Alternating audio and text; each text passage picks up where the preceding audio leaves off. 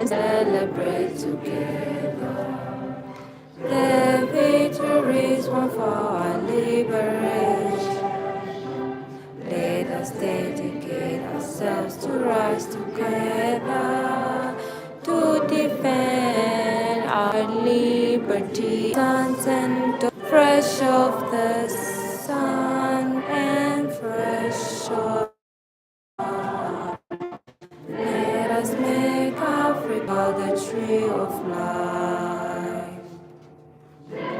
Now unite and cling together to uphold the bonds that frame our destiny. Let peace and justice on earth. All sons and daughters of Africa, fresh of the sun and fresh of the sky. Let us make Africa the tree of life.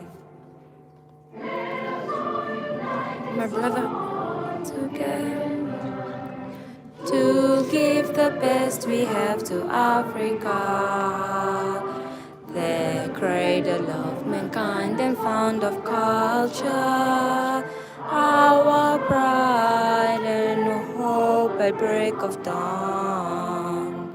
Oh, sons and daughters of Africa, flesh of the sun and flesh of the sky. Let us make Africa the tree of life. All right, we shall now bow down our heads as we have the opening prayer. Our most righteous Father, we thank you for this blessed day, the engineering day.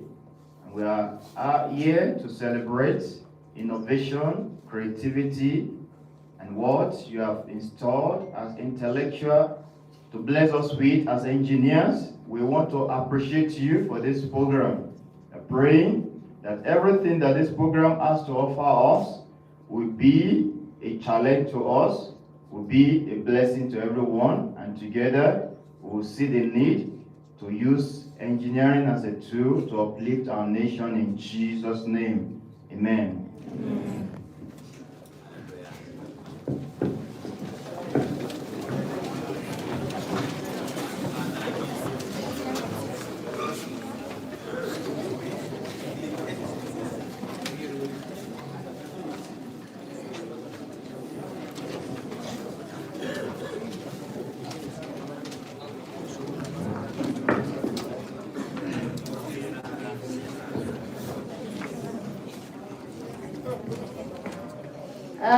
Thank you, Engineer Ade, for the prayer. To formally welcome us and set the tone for the day, we will now hear from the father of the School of Engineering, our very own Dean, Dr. Leonard Ojeko.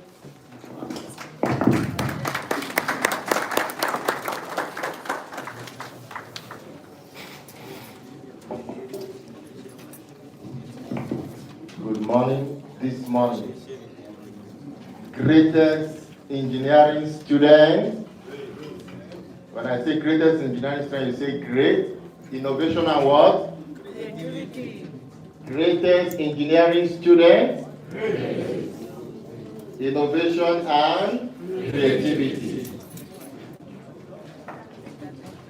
So we'll just do by way of checking before I deliver the welcome speech. This is the Faculty of Engineering, and the Faculty of Engineering in Triumphant College comprises of 7 departments: Information Technology, which is the IT, Chemical Engineering, Petroleum Engineering, Construction Engineering and Civil, Electrical Engineering, Telecommunication Engineering, and fiber optics. So these are the departments that constitute the Faculty of Engineering. So we'll just do a way of checking. We want to know the students that are here representing the department I just called. So if you are IT department, just raise up your hand. Let's see you, IT. IT, can you rise up so that we see you? Just stand up, stand up. Can we put our hands together? Thank you, IT, consider. So let's check electrical engineering student. Come to you, electrical engineering student. Can you stand up so that we see you well? Thank you. Let's put our hands together for them. Construction engineering. Can you stand up so that we see you? Let's put our hands together. That is my own department. Can we check telecommunication engineering? Telecom, can you stand up so that we see you? Thank you. Chemical engineering and petroleum engineering. If you are here, let's see you. Our HODs, we can see your students. Okay. This morning, to kickstart the event, Engineering Day, the theme of the Engineering Day for this year, 2025, is Emerging Technology. Ladies and gentlemen, distinguished guests, esteemed faculty, engineering HODs, engineering staff, and talented students. I want to use this opportunity to welcome us to this great event. It is with profound honor and privilege that I extend a warm welcome to you all to Triumphant College Engineering Day with the theme Emerging Technology, an occasion dedicated to celebrating innovation, just as the MC told us, excellence, and a transformative impact on engineering on our society.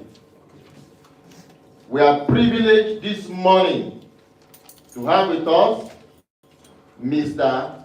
Ndadi Ileka, the Deputy Director of Engineering Services, Ministry of Works and Housing in Namibia.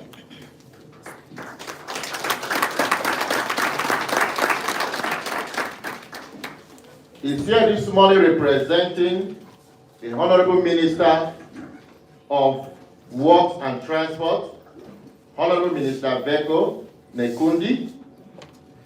He's here this morning representing him.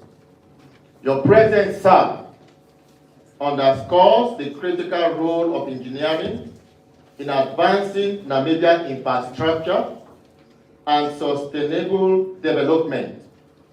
We are equally honored to have with us our own esteemed rector, Professor Geoffrey Kiangi,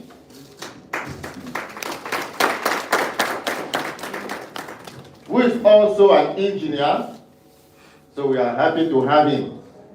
He's an engineer and a visionary leader.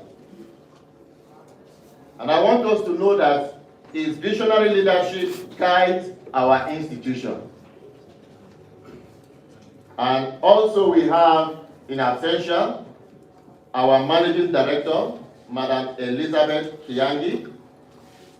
Affectionately, we call her our own MD. Can we put our hands? We also extend a warm welcome to our senior executive board members, Dr.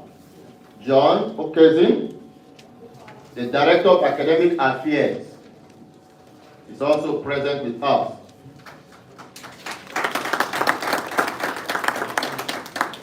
And we also have Dr. Bonade Tekwani, the Director of Quality Assurance and Institutional Development.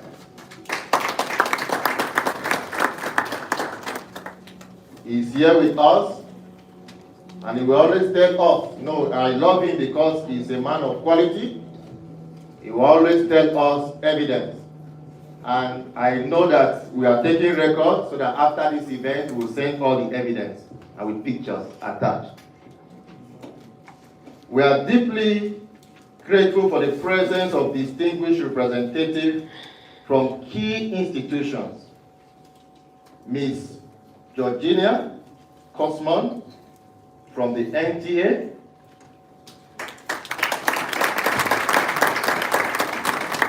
and also as an advisor for digitalization of e-learning and e-tech at the GIZ. So she's here with us. You're welcome, ma'am.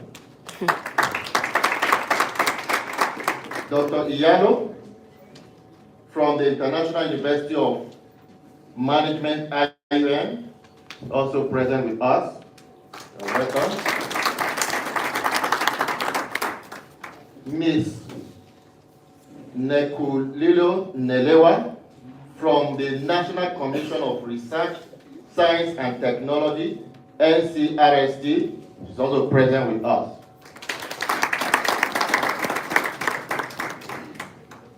And in absentia, she will join us. We have Engineer Vanessa Mugunda from the National Petroleum Corporation of Namibia, NAMCOR.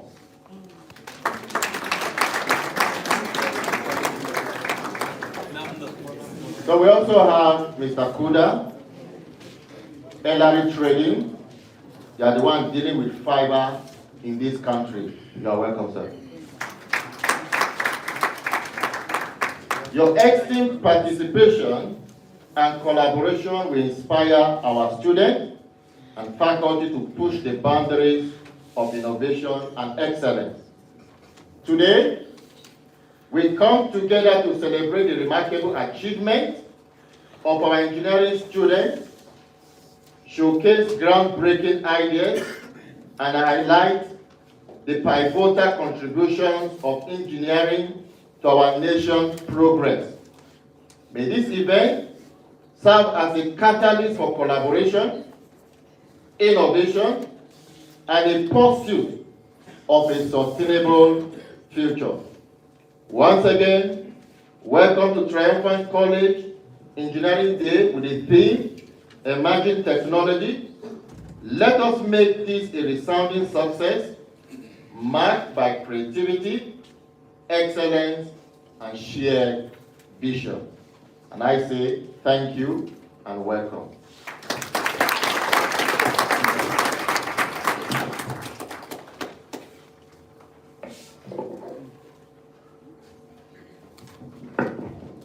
Creativity, excellence, and shared vision. Thank you so much, Dr. Leonard. Okay, moving on. Our next item, we are going to be enlightened about the vision and the background of our home, which is Triumphant College. This will be done by our very own engineer, our rector, Professor Jeffrey Kiangi.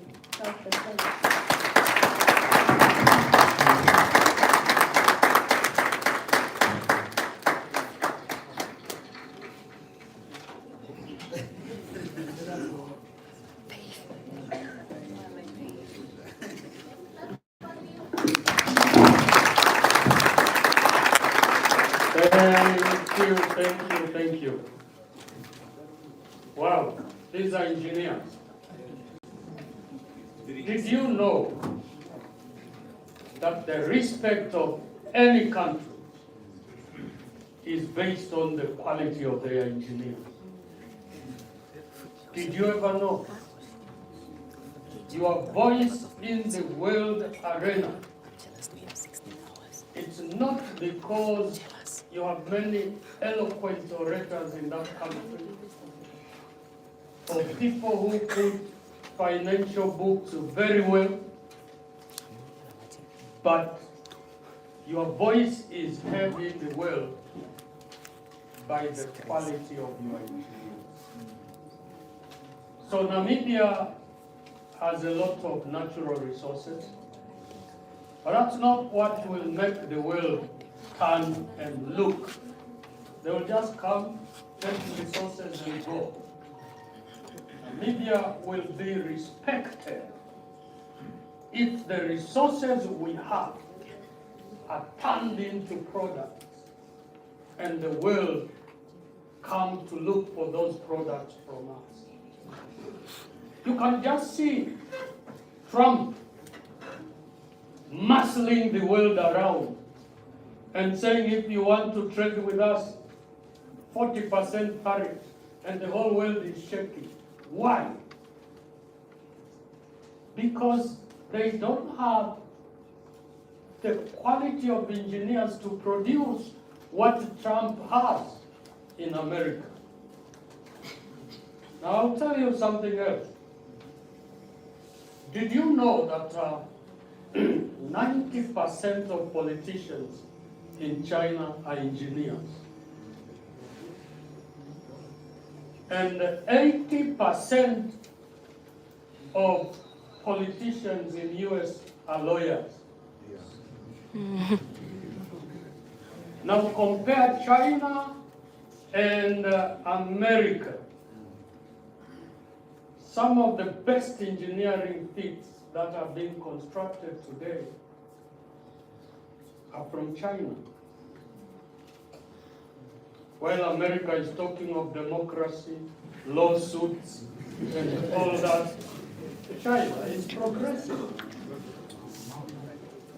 So I want you to finish here and go and be politicians and put Namibia in the map.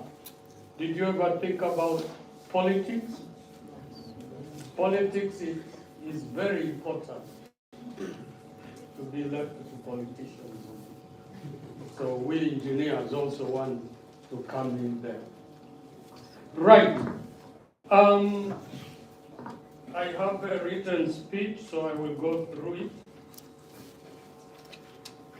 Distinguished guests who are seated here, members of the academic community who are seated there, and I wonder why you separate yourselves. Those are distinguished, these are not so distinguished. Industry partners, colleagues, students, ladies and gentlemen, I am looking around and seeing enthusiastic people who want knowledge and progress. Thus, it gives me great pleasure to welcome you all to this year's Engineering Day at Triumphant College. Our theme, Emerging Technologies, could not be more appropriate and timely as we stand at the intersection today of innovation, opportunity, and transformation. When Triumphant College was formed in 2006, and I will not talk so much about the past, because the past belongs to them. But for us, the future belongs to us. Okay? It was driven by a vision to provide Namibia and Southern Africa with world-class education that meets both present and future needs. In 2009, just 3 years after our establishment, we boldly ventured into engineering education. Partnering with City and Guilds of Britain, we launched our first programs in civil engineering, electrical and electronics engineering, as well as telecommunications and information technology. We chose these core areas. These are generally known as the mother of engineering. These are the fields from which other fields of engineering are born from. So we chose these core areas because they are very, very important and are the very backbone of our national development. Over the years, Triumphant College has grown both in size and scope. Our student population has expanded significantly, and our graduates today can be found in leading organizations across the world, not just in Namibia. Recently, Schlumberger, one of the best employers in the world and who are operating in the oil areas, recruited quite a number of our engineering students, and for that we are very proud. One of the most prestigious companies globally, we are now negotiating. There is a group of 500 best engineering companies in the world. They partner with some institutions to run some industry accredited programs. 500 best engineering companies in the world. And when you go through their programs, you are guaranteed a job in one of those companies. And we are negotiating to be one of their partner institutions. And when we will do that, you will be marketable.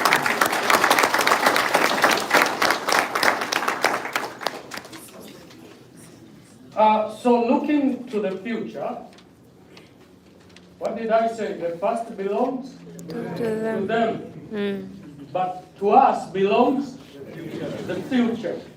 So looking at the future, here is where I want to focus more. We are committed to working hand in hand with our students, not only educating them, but also supporting them as they start companies of their own. We have big ideas.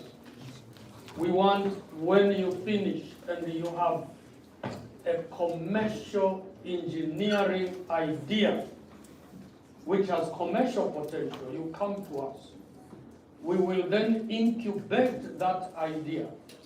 We will run with you from the beginning of the idea. We'll do all the research and marketing requirements and all that, and prototype the product and work with you until when it becomes profitable. And then we will tell you, now go alone on your own and make money.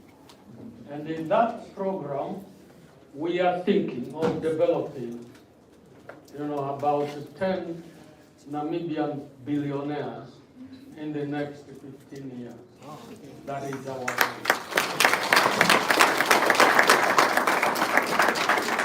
So not the USD billionaires, no. Namibian dollar billionaires. But our growth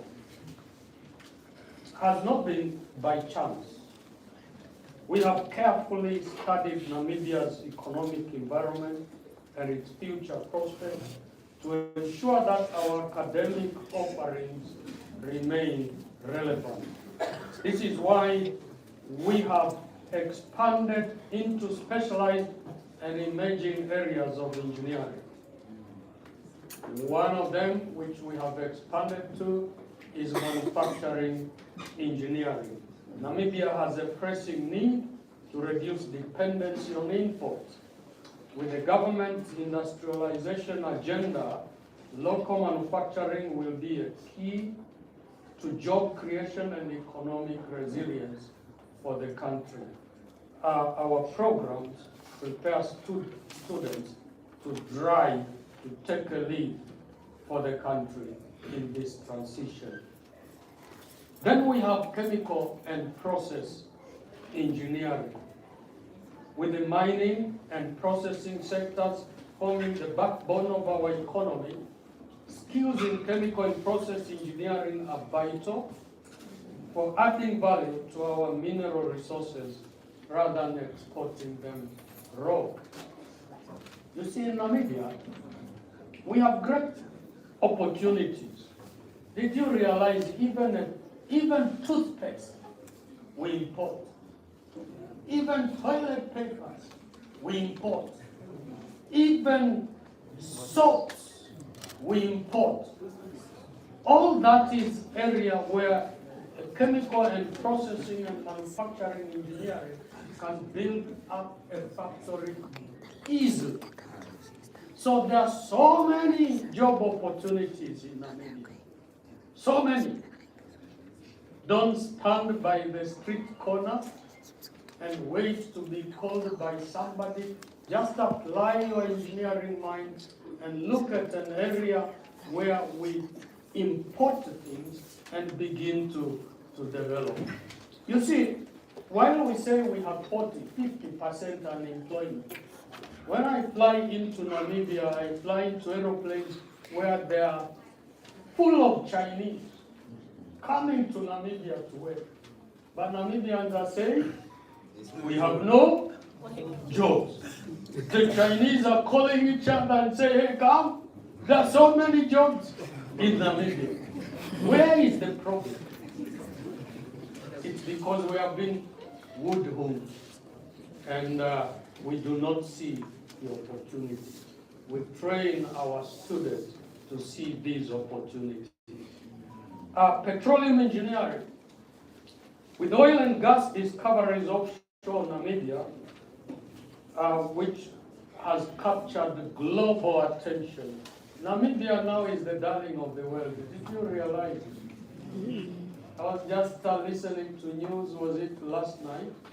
European Union is saying they are giving 1 billion euro to Namibia to develop the engineering sector. Just given. Why? It's because there are opportunities here. And we should open wide our eyes and grab those opportunities. Right from training to employment. The demand for petroleum engineers will soar in the coming decade. We are preparing Namibians to participate fully in this sector, ensuring that local expertise drive this new wealth that Namibia has found. Artificial intelligence and machine learning. You know, when I was at UNAM, I was heading at one time the IT department. And as we were writing down the syllabus, we had subjects on artificial intelligence. This is like 15 years ago.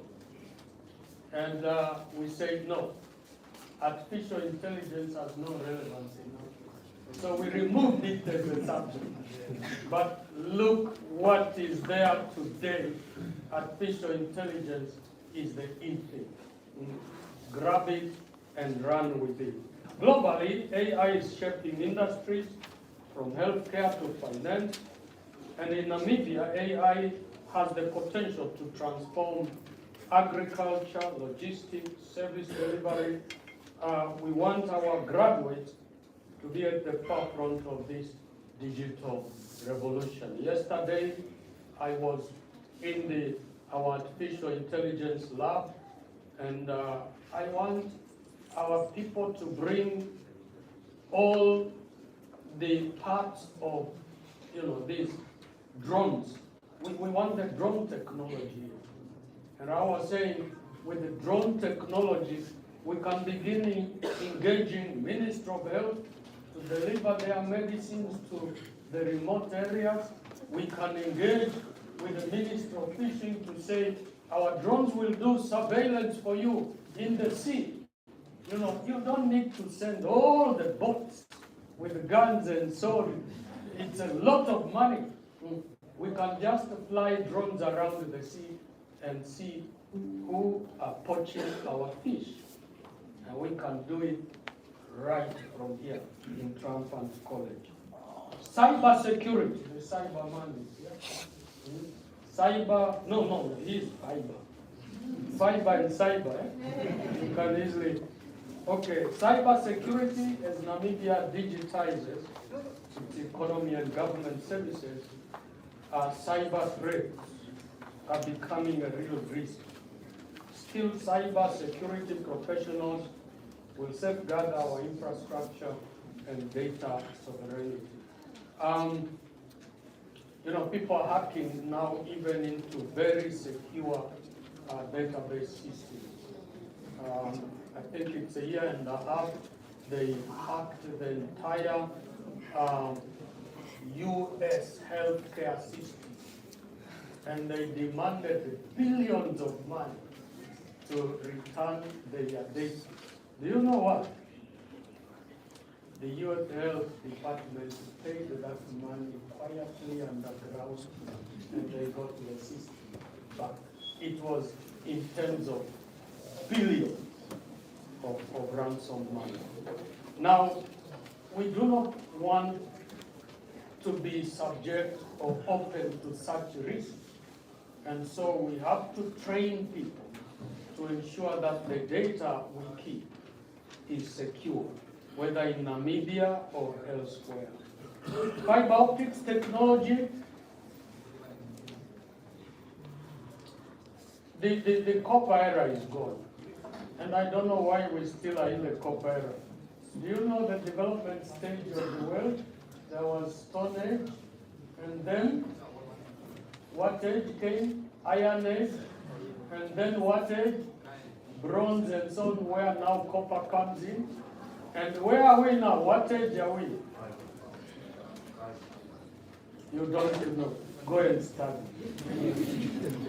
Okay. So connectivity is the lifetime of modern economy, and communication is the in thing today. That's why whatever bandwidth we put within a year or so, that bandwidth is not enough. You have to add more and more. And copper wires that are now used to transport information are archaic. They are, you cannot transport data now using copper wires. That will be very little data.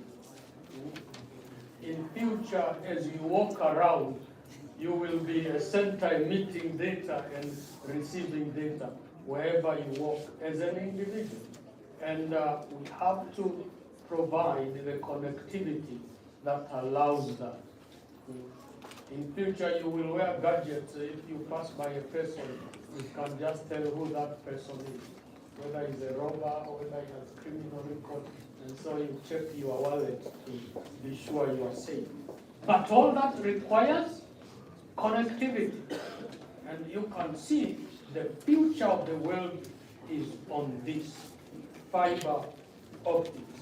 Now, with Namibia positioning itself as a regional ICT hub, fiber optic professionals will be in high demand to expand the broadband penetration across the country and the region.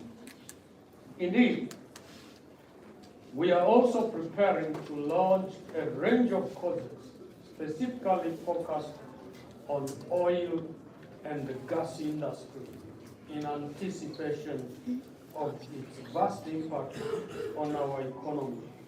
We have applied for this land here from the city of Windhoek. We want to set a pool here that will mimic the ocean, and in that pool we will do quite a lot of training. One of the training will be being able to do welding underwater. So we put you down there in the pool, push you under the water,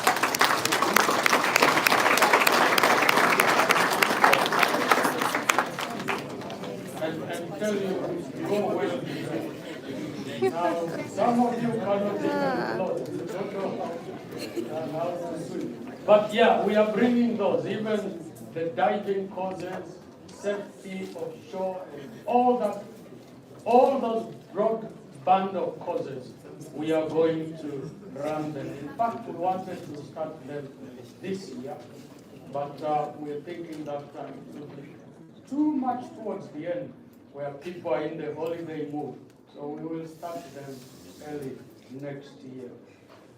Now, to support all these initiatives, Triumphant College has diligently invested in state-of-the-art facilities and equipment, ensuring that our programs meet international standards of quality and relevance. This tech block here, beginning this year, we will start expanding it that way, and we are going to probably have another block 4 times as big as that. The construction will start this year, and in it will be all kind of modern laboratories. All these are so as training that when you finish here, you can be an engineer with the name. Some are just engineers by name.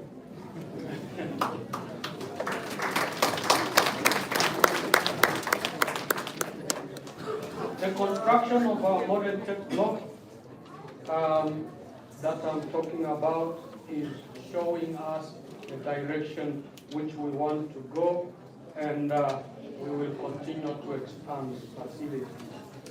Engineering, however, is not only about machine formulas and blueprints.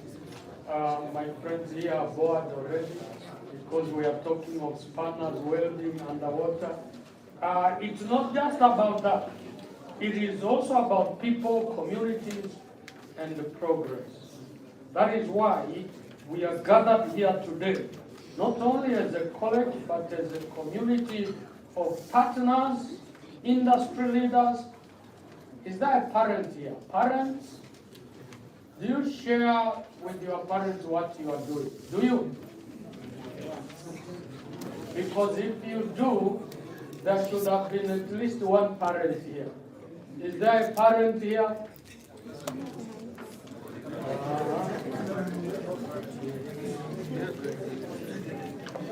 I don't mean student parents.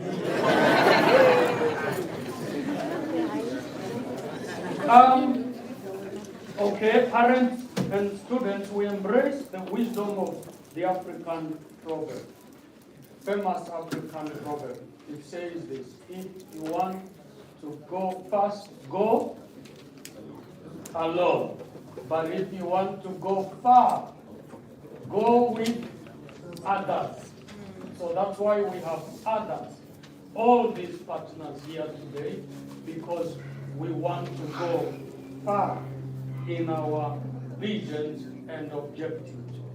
Allow me to share a few words of inspiration.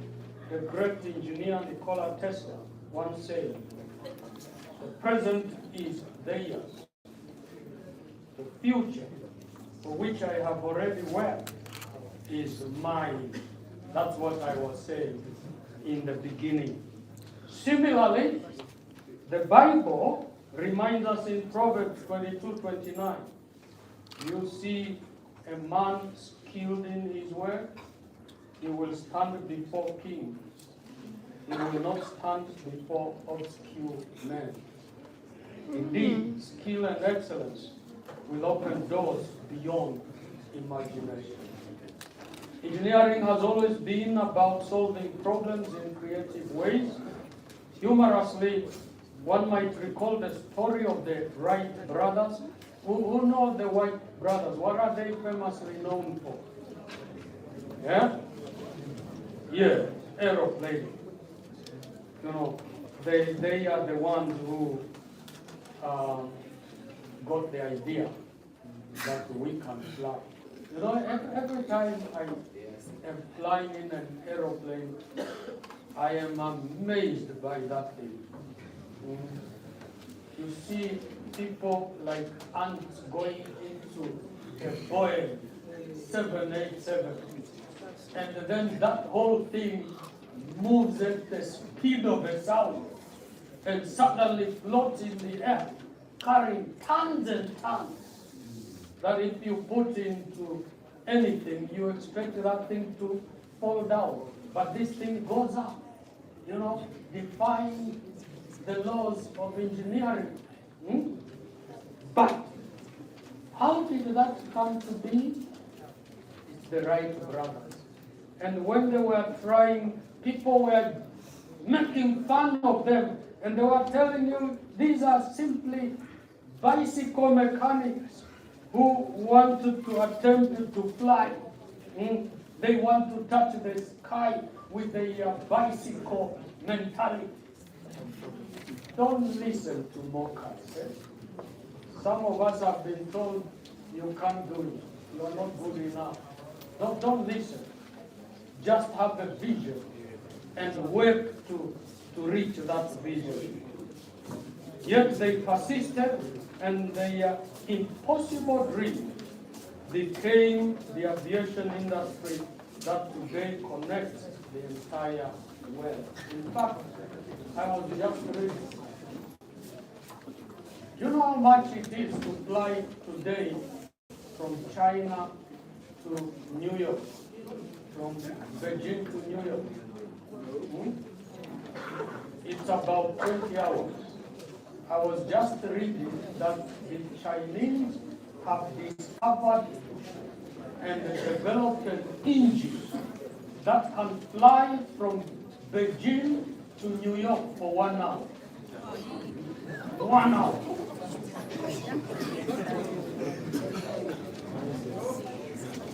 So there is nothing impossible in the world. When we were young and still learning words in colleges, we used to walk around boastfully and say, impossible is only a word in the dictionary. And truly, it is so.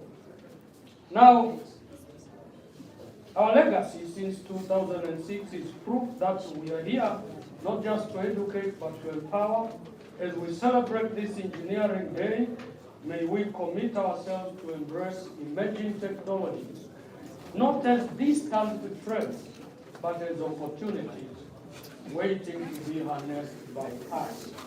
Together, let us build Namibia where knowledge meets opportunity, where engineering drives transformation, and where every student who walks through our doors lives as a trailblazer. Can you clap for yourself?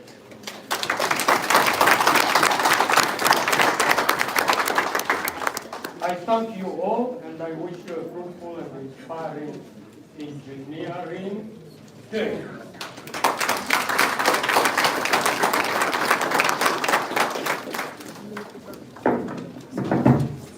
Six.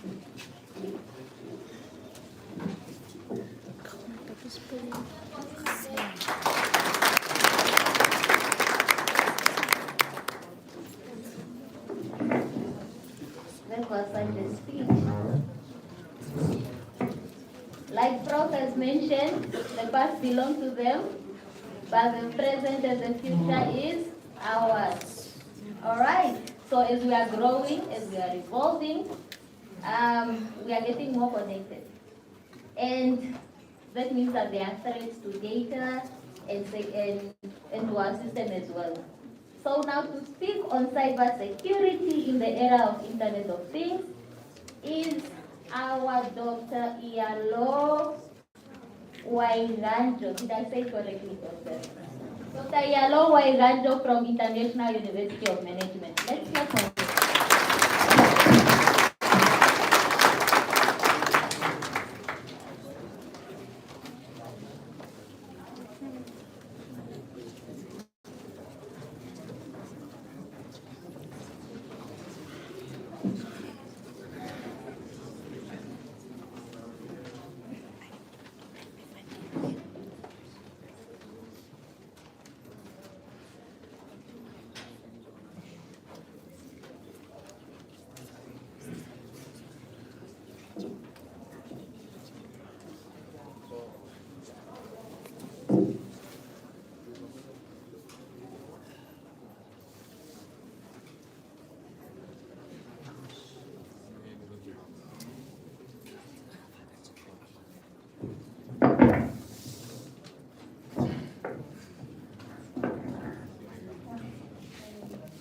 Good morning, everyone. Thank you. The protocol observed to our academics and the engineering students. It's a pleasure to be here today to be speaking about cybersecurity in this era of Internet of Things. The engineering students or the engineers, let me not say engineering students, let me say the engineers, you have brought up the Internet of Things. I hope you are aware of that. You want us to be connected. You want me to be connected to my phone. You want me to be connected to my stove. You want me to be connected to my fridge. You want me to be connected even to the bathroom. Goodness me. Why? Why do you want all this connectivity? So before I start talking, so that is all about me. I am Iyalo Waiganjo. I have a company called Twanana. We specialize in cybersecurity, mostly in compliance and in training. I am a researcher, passionate about research. I am a lecturer at the International University of Management, and I am somebody who really advocates for cybersecurity. I am not really that immune from any cyber threat. Just about 2 weeks ago, I almost got scammed of my money. If you see me talking about cybersecurity, don't think that I am immune, just like you and me. We are completely the same.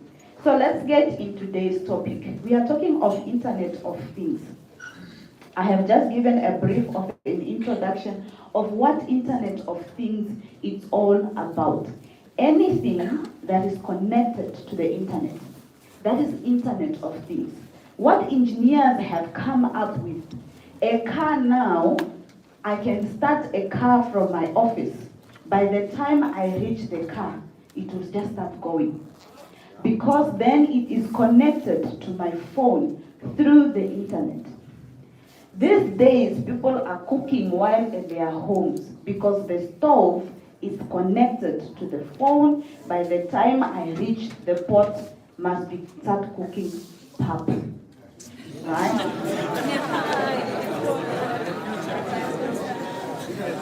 Now, I don't need to question myself and say, this fridge, do I have food? Do I have meat? Do I have matangara? The sensors are already linked to your phone. You will be able to see if you have matangara in your fridge or not. And that comes as a result of Internet of Things. When you enter your home, these days you don't need to switch on the light. You know we have issues of sleeping and you must get up from the bed and go switch off the light and switch on the light. These days, you engineers have made it so easy for us. As I walk in the house, the sensor will sense that now Iyalo is here, and the light, boom. The sensor will sense now Iyalo needs to take a bath, the shower will be on already. Now the sensors are going to sense, okay, there is somebody that is an intruder in your house. The cameras will warn me. And that is your job and your beautiful innovation that God has blessed you with. But you know, with these sensors and internet that you guys have created for us, so as the threats. All right? We are in the era of threats, and these threats are now, making our life difficult. We have devices that you have developed, you have designed them, you have invented them for us. However, they have vulnerabilities that are causing some threats. You have designed, give me an idea, what have you designed? What are you thinking of designing as your project? Smart home system. When you have designed this smart home, now which smart home system is this one? So you have now this smart device of yours that is controlling the light. Yeah? No, let's make it a bit tricky. Let's say it's controlling the temperature. Yeah? Now, when you designed it, I bought it, and I bought it with a default password, which is 12345. Yeah? And when it's bought, I don't know how to set it up correctly. So, however, I managed to set it up. Then, because of that, and because it is connected on the internet, let's say then somebody, a thief has been monitoring me and have found out that actually Yalo is having such a beautiful home, and we have just found out that in her house there is a smart thermometer. So how do we then get to her? So what we are going to do, they will break into the internet protocol and they will be controlling the temperature. I made sure when I went to sleep, my temperature was fine. Before I knew it, I am burning. And let's also assume you have added the security, this smart locks now. You have a smart thermometer, you have a smart lock. And then by the time I get to the gate or to the door, the door is locked. Somebody will now break in my system and will lock me in the house and will turn up the heater, and I will be burning inside there. Yeah. You have innovated this beautiful smart lock, smart temperature, but there are also others that can get into the protocol that you have designed, especially when there is a default password, especially when there is no encryption, especially the network that is being used is not secured.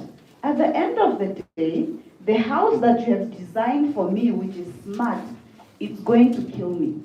If it does not kill me, then somebody will threaten me and say, if you want me to open that door for you, and if you want me to regulate the temperature for you, I need 10 million. Gracious me, do I even have a 10 million? That 10 million is the one that I used to build the house.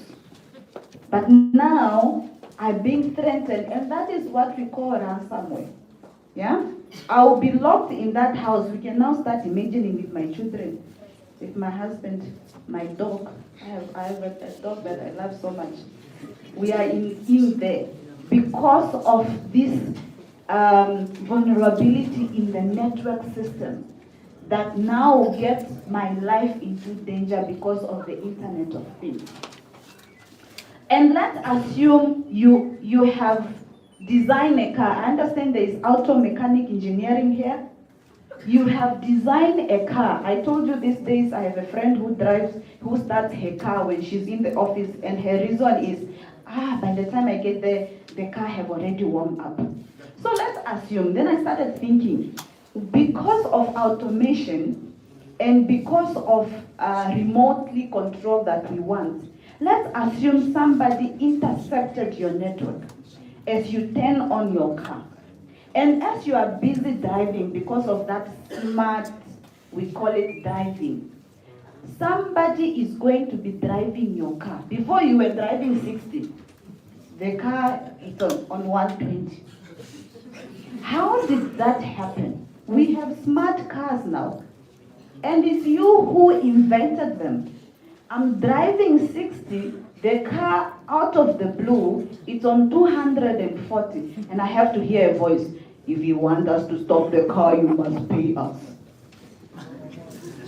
How is that going to happen? And that is what we are talking about, cybersecurity and Internet of Things. If you are not going to design, things that are well managed, these threats and these vulnerabilities that are in these devices, they are good, but I want you to know that they are as much dangerous as they are good. Okay? So the threats that will lead to, we have what we call botnet attack.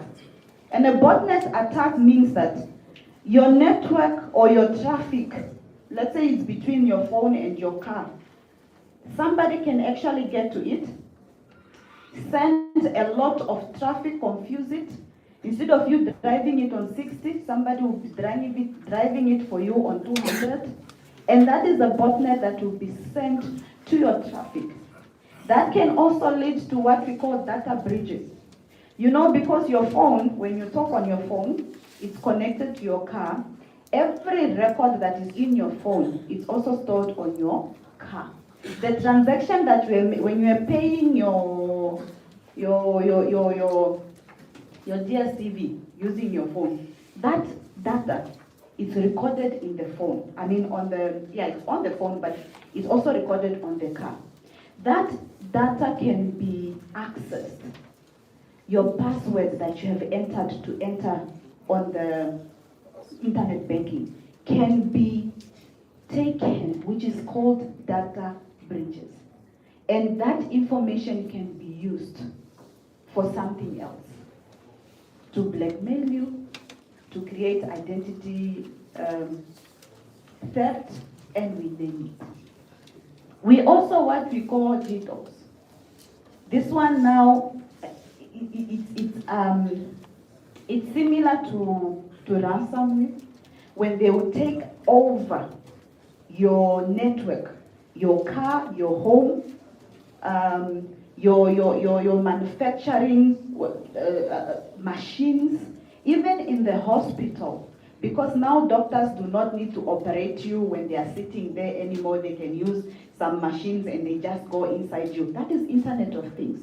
Imagine now a machine that has been sent all these unnecessary traffics to confuse it. So that is what happens in cybersecurity and Internet of Things. So we are trying to avoid all those things.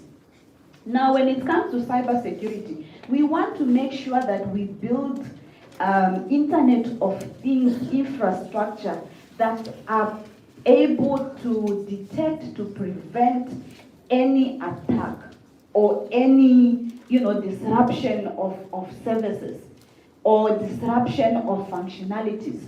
We do not want to create applications or sensors or systems or machines that are able to be attacked and be taken over by perpetrators. Okay, so we need to make sure that we protect all those devices. So you need to build an IT solution, privacy and security in mind. When you are thinking of that smart house that you want to design for us, with lights, temperature, cooking, fridge, make sure you protect the data that is being stored on those machines, and make sure that nobody should be able to get in that machine or hack it. You protect it. As you are designing it, security must come in mind. We also want you to collaborate. It's a whole engineering faculty, yes. If you are designing a system for agriculture, for example, these are not in engineers. You need to collaborate with them so that you understand what could be the vulnerabilities within their systems, so that when you are going to design a system for agriculture sensor to be watering plants and putting pesticides and all those things, you consider the security of that machine. Do not just say I'm going to create. No, make sure the security is there as you work together with the ones in agriculture. Okay, if you are designing for agriculture. Even if you are designing a pot that is cooking for itself. We don't want later on we find the food, the salt and the pepper that I have instructed to put, it's going to put chili instead of sugar. Okay? So you need to think also of ethical implications. Okay, the civilians, you guys are creating, how do you call them, cameras, yeah, in our homes, yeah, and drones and all those things. We need to consider the privacy, we also need to consider the ethic of it. when you are designing these systems of ours, we must consider that whatever that is going to capture the information, it must be in compliance with the security standards. If you do not know, please make a research before you come up with a drone that is going to fly me from here to Angola, and we need to consider that we need passports. Just saying. Because you engineers, you can come up with anything. I trust you. The thing is, I trust you. Yeah? But let's also consider the ethics and the misuse of data. Stay updated, like I said. Don't just focus on creating. In creating, you must also have it in mind, the security of the consumer of what you are going to create. The safety, the privacy of the consumer of whatever product or anything that you are going to create. And in that end now, as a future engineers, you design devices and systems that shape our connected world. Security must be your priority. We want everything connected. I want when I get home, I need a robot that will come and undress everything, remove the shoe, drive me in the shower, wash me, drive me in the kitchen, feed me, and then drive me to my bedroom, sleep, wake up the next morning. I know you can do it. But as you are doing that, security is very important. So thank you so much.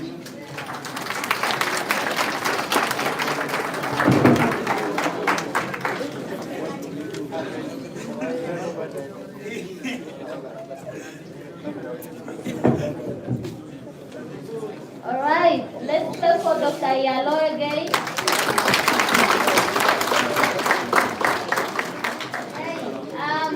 We are going to have a 10-minute questions and answers session.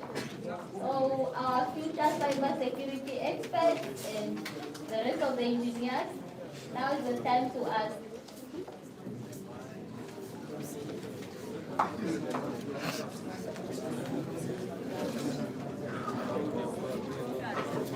Any questions?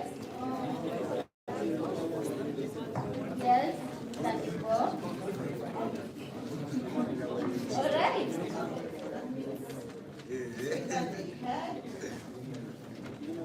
All they cannot hear. But thank you so much. Oh, sorry. Okay, is another question.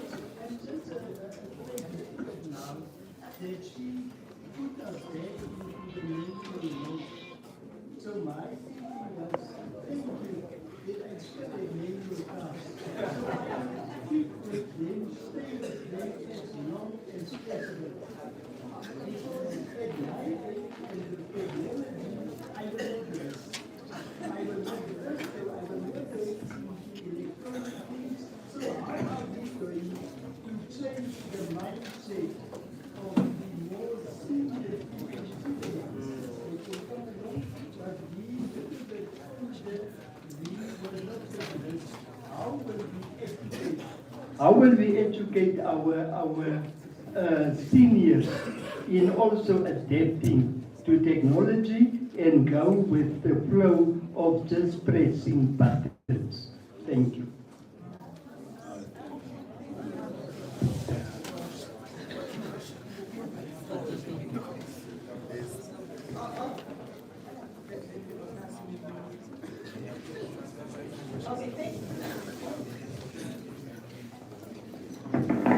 Thank you, my senior. And that is actually a good question, because we normally pay attention to the young generation and we forget about our seniors. And yet, our seniors are the ones that are really on the risk because of the know-how, and we need to give them as much as training as we can be. We can actually do it in their vernaculars, and we have a program with the ministry also of MICT that they are rolling out this cyber security awareness in all the rural areas, so that we bring our older people at the same space as the young people. I was even laughing the other day. My mother said I must buy for her a smartphone. And then I asked her, but mommy, what are you going to do with a smartphone? And she was telling me, no, I need to go on social media. I'm seeing there's TikTok now. and she told me, she said, but I also want to be doing my transaction. I need to be sending money this way. I heard using internet is cheaper. And I also had to bring her to it, and I thought of, now, even our older people want to use technology, but are they aware of the threats? The password that she's going to use, and I had to educate her. And I'm also pledging with all our young people in this room, let's go and educate our elderly about the cyber threats. It should not just be me and the government to educate our elderly. It should also be you to go home to your grandmother and tell the granny and say, Grandma, you have a smartphone now, you have a smart car now, because I'm sure your grandkids will buy for you. Even if you don't want, they will definitely bless you with that car.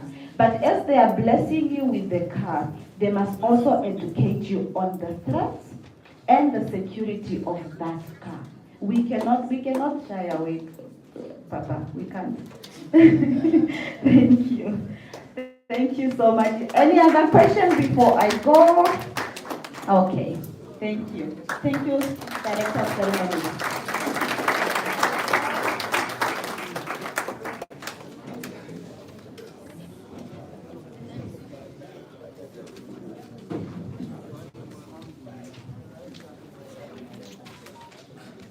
All right. Let's clap for Mr. Kayaloje.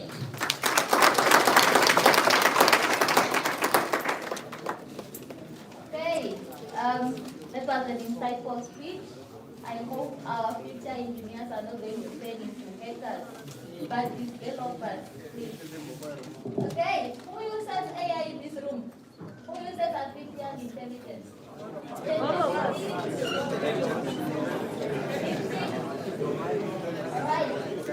AI comes with ethical responsibilities. Like I always tell my students, I don't want you guys to be the own assignment of ChatGPT and so on. Sometimes it's not that accurate. So our next speaker will talk about artificial intelligence ethics, and this is none other than Nekulilo Neniwa from NCRS. And the floor is yours.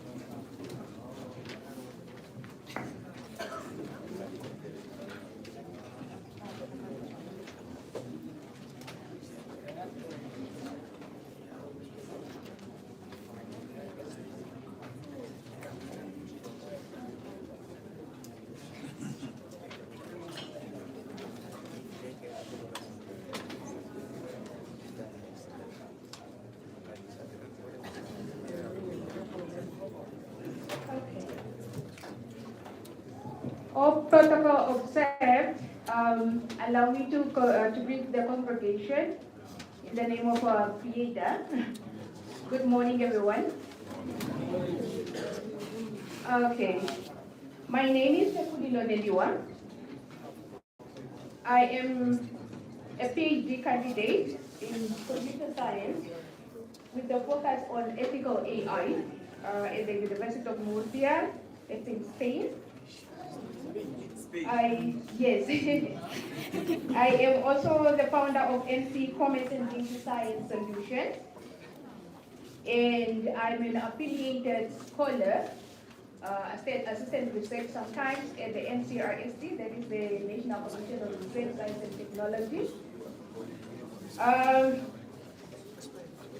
The NCRST is the governmental body that facilitates the development of research, science and technology in our nation, in our country. So under the NCRST, I am part of the AI working group, that is the National AI Working Group, under which I am then the vice chairperson of the Ethics and Responsible AI Technical Advisory Committee. Under the NCRST also, I have worked on the UNESCO REM, which was the assessment that was doing the AI readiness assessment in our country. Okay? Are we aware of NCRST? How many of us know about NCRST? That's not much of a good number. So we need to research on NCRST and see the mandates of NCRST. As engineers, as researchers, we need to collaborate and be affiliated with this commission. Okay? So it is an honor to be here today to talk about AI ethics.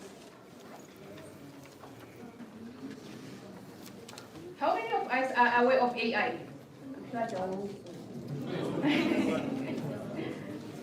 How many of us use AI on a daily basis? Everybody, okay? Okay. So, given that we already know that artificial intelligence is no longer the future, but it is shaping the present at the moment. Why does it matter? AI is influencing healthcare, like we have services that are doing diagnosis and so on. It's shaping or influencing finance department, education, like she said you are using ChatGPT for your research and papers. Climate action, like optimizing renewable energy, and governance, of course, like we have chatbots and so on. So with great power comes great responsibility. That is why AI ethics is crucial. So AI ethics is principal guiding responsible development and the use of AI.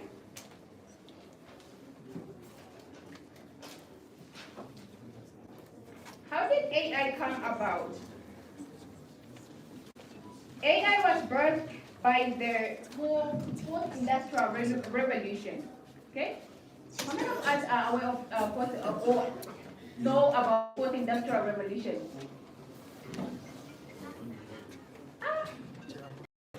Nobody. Okay. We talk about AI, but AI is not just something that comes on its own. It was birthed by the fourth industrial revolution. Like Prof said here, we have only come to the fourth industrial revolution. That is where we are now, actually. That was the answer to the question that you asked. Okay? So now, under the fourth industrial revolution, now you have the smart technologies or the emerging technology, as we call them, like Internet of Things, like the yellow robotic, blockchain, and then AI, which is, I think, the most dominating. Yeah? So, AI is not new, although it's just being boosted now. It's not new. Okay? Early human attempted automata and mechanic devices in the past. So it was AI. It was just not maybe named AI back then. Yeah? So the former AI then discipline emerged in the 1950s. Okay? It was brought to light by the researchers like Alan Turing, Dr. Turing. We know him as the father, I think, of computer science, and Arthur Samuel, and others. Okay, so that is actually just the AI journey.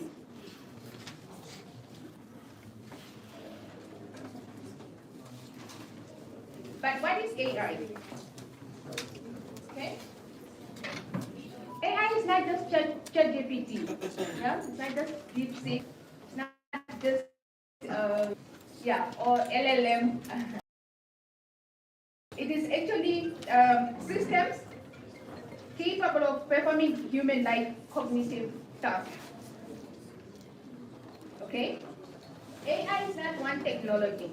It includes methods, applications, and research schools. Okay?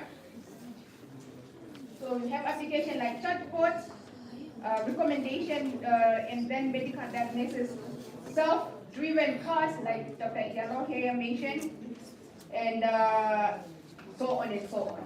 We have a lot. In all the fields, healthcare, you have AI, in agriculture, you have, yes, and so on. However, with this AI that we have, for future potential, we require careful governance. Okay?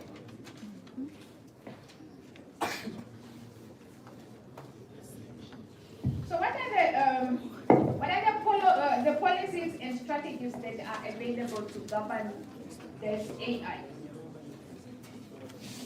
Governments worldwide are designing AI strategies, like the EU, the US, China, especially those developed countries. They have strategies in place that are governing this, the use, but also the implementation, the use, and the manufacturing of AI. When it comes to Africa, we have the AU AI strategy, which is in progress. We have also strategies from South Africa, countries like South Africa, Rwanda, I think Kenya also now.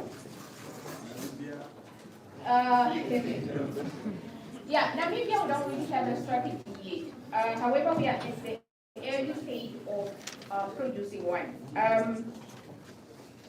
The late president Dr. Hage Geingob, in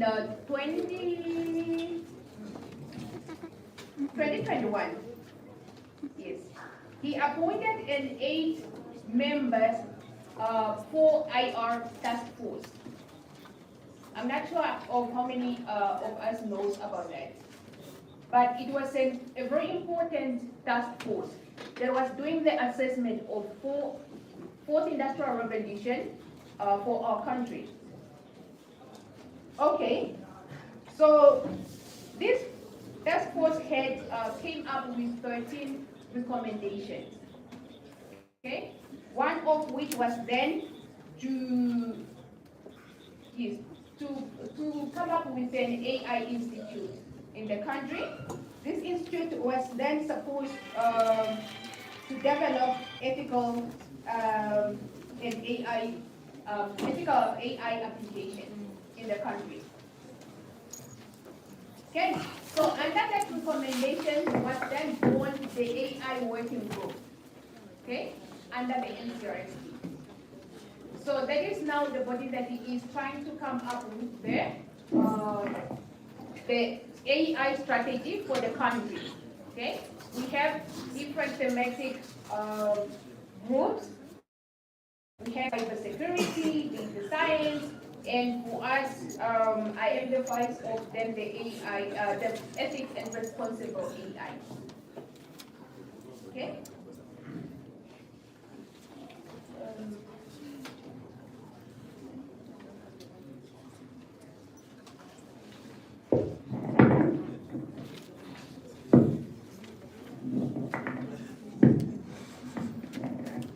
Okay, what are the AI ethics and governance that are in place at the moment?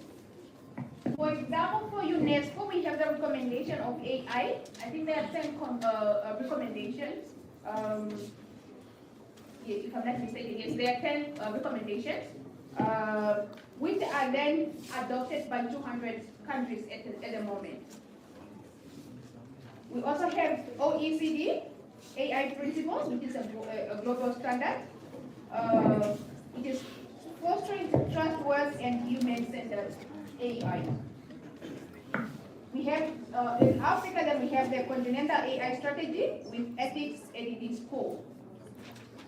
We also have like countries like Rwanda, Kenya, South Africa advancing guidelines.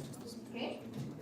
So Namibia, as we are developing the strategy, we have the opportunity to embed ethics from the start already. Okay?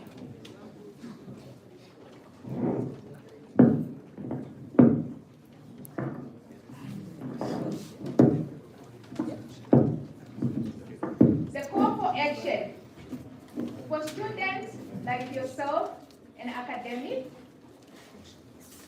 You are the future leaders. You must champion AI responsibly. Whatever manufacturing or engineering AI that we are going to come up with, we need to think about ethical and responsibility of this AI. The academic or academia, we need to guide ethical adoption, AI adoption through research and through teaching. Okay. So Namibia should develop national AI ethics strategy, strengthen collaboration, and support the student-led innovation. Like I said, as students, you need to be affiliated with all. As a student, you also need to have that responsibility of trying to make your own research, look at all the policies that are available in Namibia. Go to MICT, see what policies for security, for AI, what we have. I'm sure most of the policies that we have now are mostly built, however we are getting there. Yes? Inform yourself, look at UNESCO's recommendation, look at all these AI ethics governance recommendations. That is how you remain informed, okay? What is coming, especially in the era that we are dealing with a lot of deep fakes that are actually emerging a lot now. We need to be well prepared, we need to learn, and we need to apply this in our work. Thank you. So I leave you with this quote. AI will not shape our future. Our ethical choices will shape AI.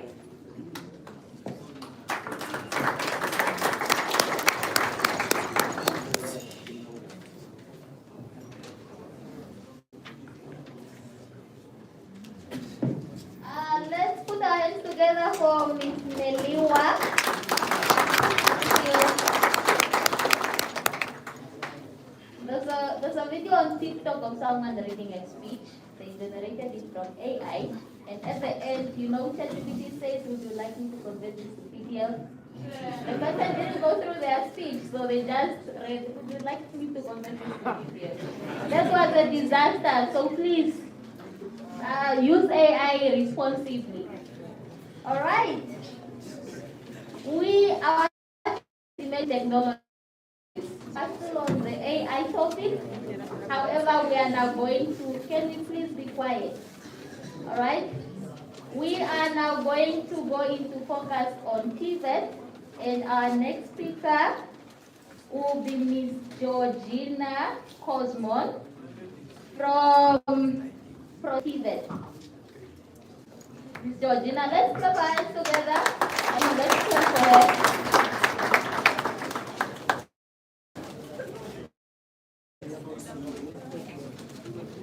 I'm so sorry. For those that have questions for Ms. Neliwa, the Q&A will come after our speaker.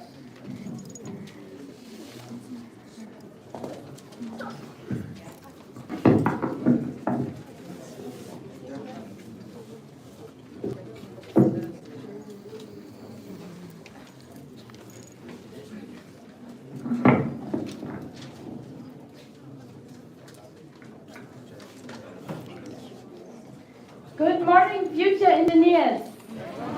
How are we?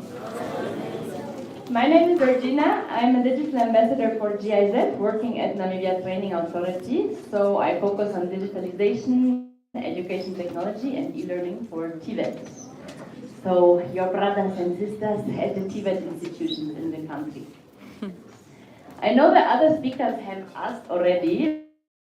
I also ask, how good really is your knowledge of AI? So if you would think about these three robots in terms of the levels that you're having, the green robot would be, I have not engaged with it yet. The blue robot would be, I have heard a lot, used it a little. And the purple robot would be, I have tested many AI tools. If you consider yourself the green robot, please snap your fingers. Don't be shy, don't worry, we see you. If you consider the blue robot, you've heard a lot, used it a little, please whistle if you can. Okay. If you consider yourself the purple robot, please clap your hands. So, heads of academia here, you can be proud. A lot of purple robots in the room. Let us look at what actually is AI. So, the AI universe has developed in the past 2-3 years so rapidly that it's hard to catch up in the research. So, at the moment, from this year, we are considering having 3 different dimensions, I would say, of AI, which is the first one, artificial narrow intelligence. Second one, artificial general intelligence. And the last one, artificial superintelligence, ASI. What is the difference between those? ANI, or the narrow intelligence, is the one we know. That is mostly the systems that they are able to perform one single task. For example, you have your ChatGPT, they know how to write a task or create an image. You have AI agents that maybe can book a flight for you online, but still it is only one task. You authorize them to have access to your banking account, to book a flight. It is still, technically speaking, one task. So this is artificial narrow intelligence. Artificial general and super intelligence, there is a massive change there, because this is when we reach a space where the machine learning has reached a stage that it can do anything that a human brain does. So reasoning, learning, understanding, and super intelligence, for that matter, better than a human brain does. So this is when we reach a stage when the machine or machine learning or artificial intelligence has surpassed human capability. The difference between the first one, especially the one that we're having today, narrow intelligence, and the ones for after, lays in consciousness. And this is a very tricky one in the science world, because human consciousness, we don't know where it is in the brain. We literally don't understand. We just know, okay, humans, we have consciousness more than animals, supposedly, but we as scientists, we don't really know yet where is it in the brain, how is it born, why are we different from animals. Hence, we will not know the exact point in time when the machines actually reach the consciousness, especially because they speak like us, because they've learned like us. So this is an interesting one. Once more, my colleague already talked about it. When we say artificial intelligence, many times you mean ChatGPT, but this is not what means artificial intelligence. Artificial intelligence is an umbrella term for a technology that is reached by neural networks, by machine learning, and so on and so forth. And that goes all the way down until you have different types of technologies that are based on artificial intelligence, and only one of them is generative AI. Generative meaning it generates something. For example, it generates videos, it generates pictures, it generates text. And under the generative AI only, you have your large language models, your Geminis, your Copilots, your ChatGPTs, your DeepSeeks, all your chatbots that we are using. Right? Those are large language models. Why large language? Language because it's based on human languages. Large because it needs an excessive amount of data, tons and millions of data to learn, to be trained. But other examples of that, you have already heard also from my speakers who have set the scene. Autonomous driving is based on artificial intelligence. How? There are sensors in the car looking at, okay, there's a tree, you should not go close to the tree, so it sends a signal back to the car, stay straight. Another example is Facebook advertisements. How often have you opened your Facebook, okay, your Instagram, sorry, your TikTok, and advertisement popped up about the thing that you just talked about 10 minutes ago? Oh. That happens, right? How does that happen? For different reasons. First reason, obviously the algorithms in your social media, they learn from you. What is your behavior? What profiles are you looking at? What are you Googling? What are you really navigating in the web? So they learn from you. Another reason, and I am shocked that this is not more known or has not evoked more scandal in the world. We know by now that prominent phone brands like Samsung and Apple, they unfortunately sometimes have by default the microphones on. So that is, I don't know why that is not more scandalous, but that is known by now. So we actually know that there is times that the phones are listening to us. So this thing of they are listening to us is not even a joke anymore. And lastly, I come a lot from the educational space. There's another nice example of artificial intelligence or machine learning in the education space. Do you know an application called Duolingo? The thing is for language learning, right? The way this thing works, if I open the Duolingo app and I learn Arabic for argument's sake, and my colleague, Ms. Neliwa, also learns Arabic, what she will be given as a test and as a task, and what I will be given will be very different. Because both of the systems in the background have learned, okay, Georgina is better in vocabulary, Ms. Neliwa is better in grammar, so she will get different tasks than me. This is called adaptive learning platforms, and it's based on the technology of artificial intelligence. We have talked about the AI ethics. This month, September, the country of Albania appointed their first AI minister. A minister of, it's a robot. it's a video for the Department of Public Procurement. Why? Because they said we are having massive problems with corruption. Procurements and tenders are just going to cousins. So they said we need to stop it. How do we stop it? Every person we are appointing, they are just making friends quick. We can't continue like this. We need somebody unbiased. So they said, what is unbiased? A machine, a brain that runs only on data. So they trust it, or they trust it, it's literally just happening now. The minister was appointed right this month. That the tenders and all the important information in order to do a public procurement is then based on data and not on any personal choices. However, and I'm just mentioning this because we talked about AGI and ASI. If we bring artificial in the closeness of our government and governance, and bringing AI to a level where it does make decisions for nations and for our people, And at one point we don't know anymore how it works because we have reached the point where AI is a black box. Developers effectively can't explain anymore how AI reaches an output.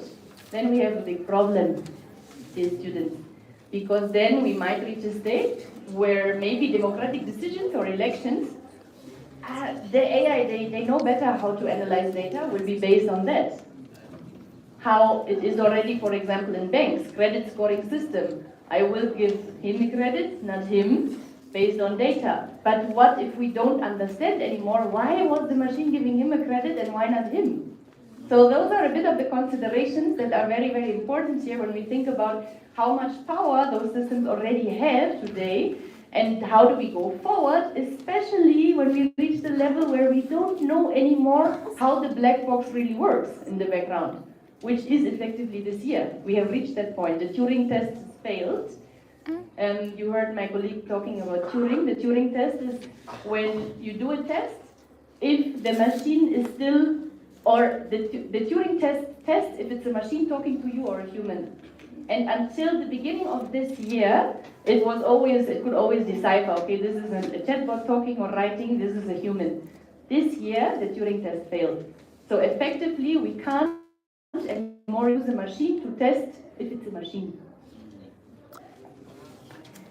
Good. All those things not to make you scared, but just so we know, because knowledge is power, man. How do LLMs learn, large language models? 3 things.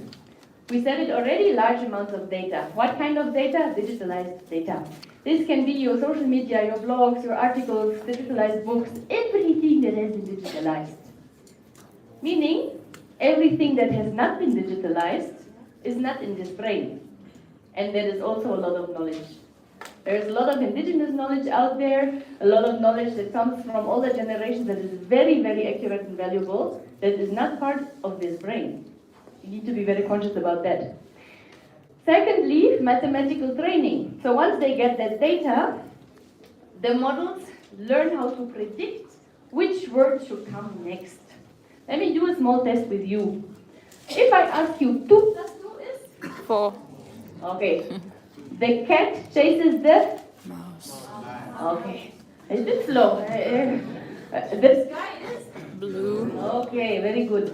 Did you need to think about those answers? No. You predicted them in your brain that this is the most logical answer coming here. Why? Because you've heard it 1,000 times. So the AI works like this, or rather the large language model works like this. They put the word the sky is blue, or the word blue, because in all the articles and books that it has analyzed, most likely the word blue will come.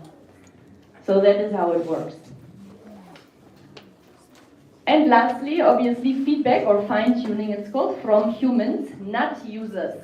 If you are using ChatGPT and giving it the feedback, it doesn't mean it will go into the entire ChatGPT brain. Only the developers in Silicon Valley and so on, they can do fine-tuning and saying we can, this is a good output or this is not a good output. So what do those three reasons or those 3 learning pathways mean? You have known this already and you've heard it so many times today. Large language models hallucinate and they make mistakes. However, sometimes we start trusting them because they are designed in a way to sound like humans, and they are designed in a way to always agree with you. Because the commercial products, your Google and OpenAI and all of them, they said, aha, if we agree with the humans, they will actually, they will like us more. So we should always agree with them, so then they use us more. The diction technology, right? So that also means it speaks emotionally to a point where, I don't know if you've heard the news, there is youth somewhere that are falling in love with the chatbot. Mm-hmm. So that is happening. And it has also been studied, weirdly enough, that the more emotionally you prompt your request, for example, please help me develop this and this assignment, it's very relevant because I will pay my whole class, and it's not, so it's super emotional, it has been studied. The output is better. That has been studied, that is not me talking. So the interesting thing here is, why is that? Is it because the data is obviously human and data shows, okay, humans like emotions, they're based on emotions, so okay, if we speak emotionally and they are emotional, we should respond better? Or is it that they already have consciousness? We don't know. So just as a side note. Okay, last but not least on how AI works is there was a study at Howard done in 2023 on ChatGPT looking at how close is actually the outputs that we are getting to which cultures. And I know you can't really read that up there, but the red lines, I have this nice thing and I never use it well. So this here, those countries which are written here, Canada, Northern Ireland, New Zealand, Great Britain, Austria, Germany, Netherlands, this one is GBT, United States, Uruguay, Japan. So this one's around GBT, so these red ones, here's the same line. They are the closest in terms of cultural values and cognitive thinking patterns to ChatGPT, which means that if you use an output from ChatGPT, the cognitive system that is based on, or the answer that is answering you, is most closest to cultural values of USA. What does that ultimately mean is that when we say large language model represent humans, it's wrong. It only represents one part of humans, which in the study they called Western, educated, industrialized, rich and democratic, or weird humans. So we just need to be conscious about this, colleagues or students, because there is a real risk that cultural knowledge and contextualization and all the other types of knowledge and are going amiss. In fact, if we rely and over-rely, I should say, on large language model outputs only. So there's a real risk here that we lose a huge part of knowledge, of human knowledge. Good. That was the foundation. I'm getting there, don't worry. How does AI impact learning and working? I will rush through that because we've heard it so often today. So this is just an overview. The blue points are how long would you take traditionally for a task? Any working task, from accountant, from operations monitoring, all those things that are listed there, programming, any type of task for work. The green one is how long are you taking, so way less long, if you use large language models as your help. So what does that ultimately mean? Do we still need to get paid for 8 hours a day? Or should we rather get paid per output? Per goal that you are reaching at work. So that is some things that organizations need to ask themselves. How does it affect the way of working now, right? So another of this is, if you look how our society is distributed, in any skill, whatever skill you're having, you have the newbies, you have the beginners, the average, the skilled, and the experts, isn't it? So this is how our society is distributed. If you are an employer, any organization, any company, you want to hire a new person, you will most likely go for the newbie, the beginner, and the average. Why? Because the salary is lower. And I will not immediately offer somebody that I don't know a very high salary, isn't it? Okay, so then I hire maybe my beginner as a company. But what I actually obviously want is my skilled person or my expert. So what can I do? And this is again a massive change right now. Through AI, upskilling and learning has never been so cheap and so fast like today. So dear students, don't say any more sentences like, they never taught us, we were never trained.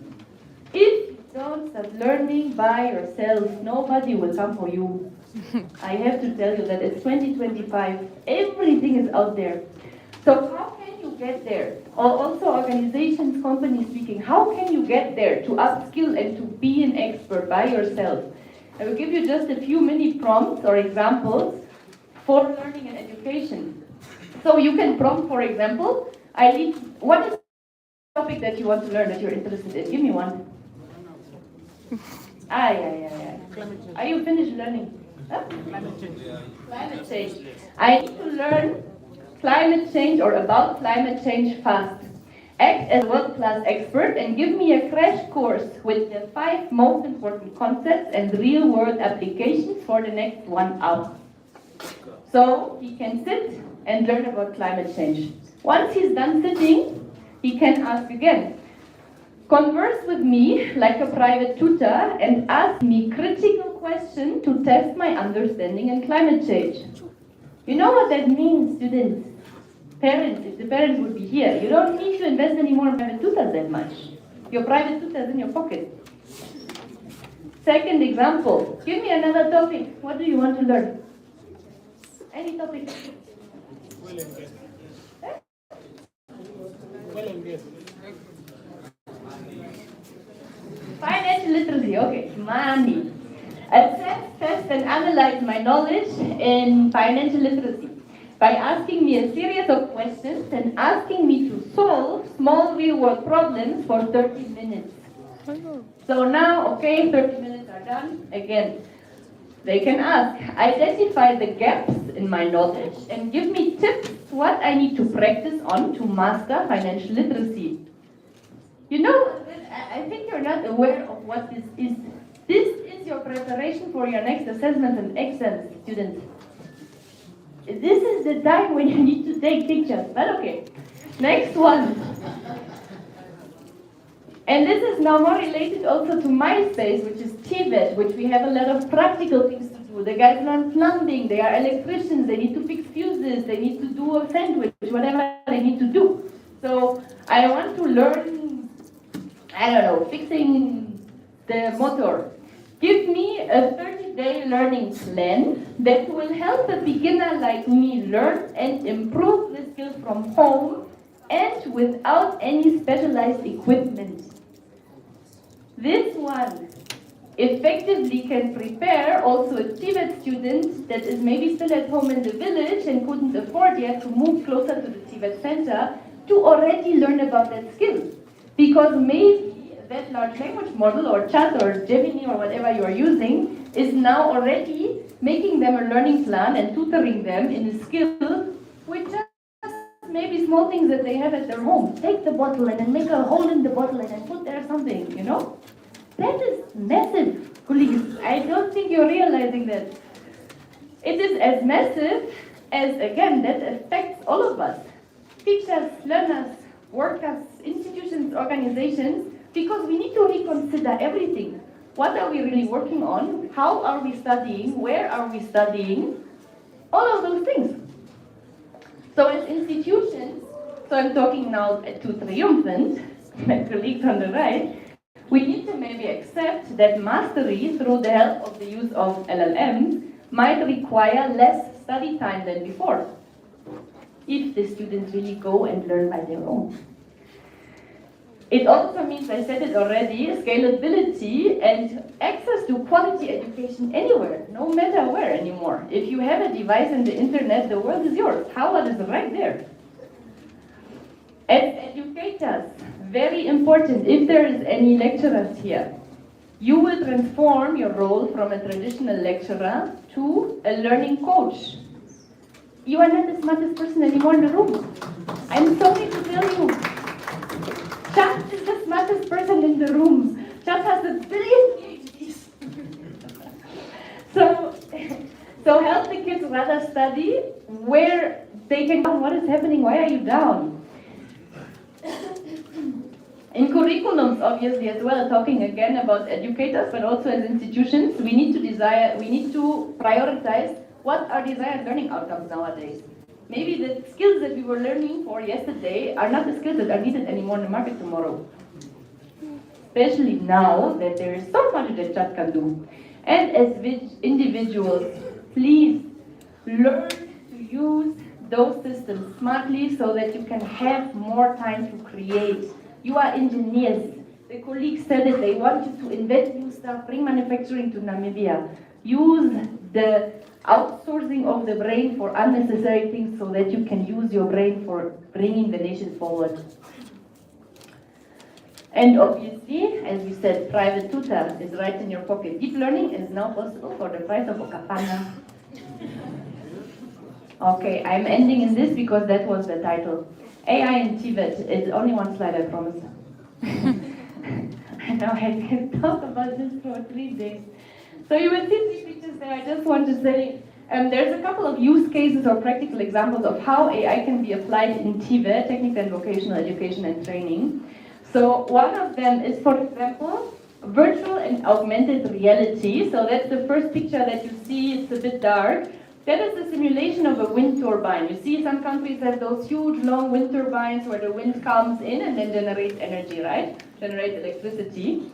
So how will you train students how to fix those wind turbines? Will you send them up there? No. You will die. You will fall. So we train them first on a simulator, right? And the way those simulators work, or the way that the tasks that they're giving the students is based on artificial intelligence. But the technology itself is called virtual reality or augmented reality. Another one, especially now looking at the institution a bit more, let's use AI for curriculum development. And that is the cycle there. So as an example, we have industry data, right? So in Namibia, our industries are telling us we need those and those skills. Green hydrogen is coming, please, we want people with this and this skills. Petroleum and gas, dear Triumphant Tv, please, we need people with this and this skills. Any industry will tell are telling the institutions what skills they need effectively now to employ people. So why don't we take that data, what they're giving us, what they're telling us what they need, AI analyzes that data, compares it to the curriculum that we are having, recommends us which changes should we make in our curriculum. That change recommendation goes to a board of experts, which are maybe your industry skills committee, maybe your national curriculum board, whatever board you're having in the institution. They look at those recommendations and say, yeah, this one is feasible, this one not really. They review the recommendations, boom, review, change curriculums every year. Would it not be beautiful? And then we go with the change of the times, more accurately. And then another example, AI-powered video analytics. So there are 2 people working here, right? So in TVET, what you could think of is, for example, if the student learned how to fix, a tire, and you're taking a video of the person, let AI analyze the video if the person is doing all the steps in the way that they should be doing it. The same goes for RPL, recognition prior learning. So I don't know if that is also a thing in academia or only in TVET, but for RPL, if a person tells you, for example, no, I'm coming from the industry, I've done this for 2 years, I need a bit of recognition for the skills that I'm already having, yes, then show me what you can do, and with my own eyes, and maybe also through the eyes of video analytics through the AI, I can confirm, yes, that person knows what they're doing.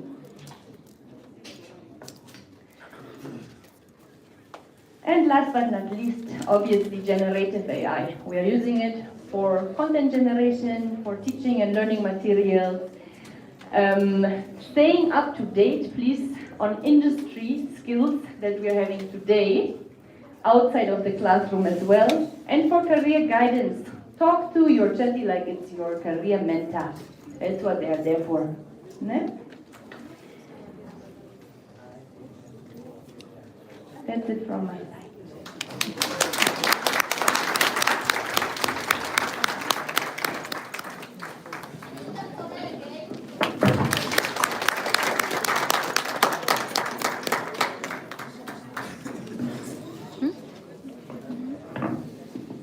Right. I'm sure most of you have questions on AI for Ms. Georgina and Ms. Nicolila. So if you have any questions, right now is the time. And please don't be shy. I'm sure you guys have questions. Any questions? Going once?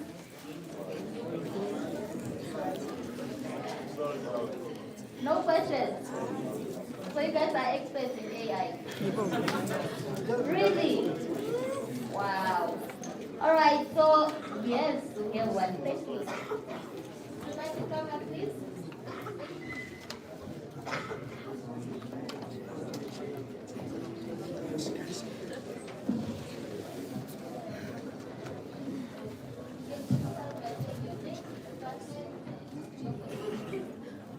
Thank you. My name is Miracle Katire. I'm a student of construction engineering, also a national leader for the Student Union of Namibia. And mine is more of a concern.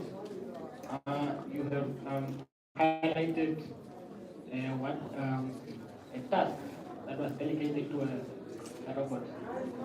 And so I was thinking, I was concerned that maybe in the next industrial revolution, AI might take over our jobs. So my question is that don't you think that perhaps after we have invested so much money to study and go out in our work with education robots?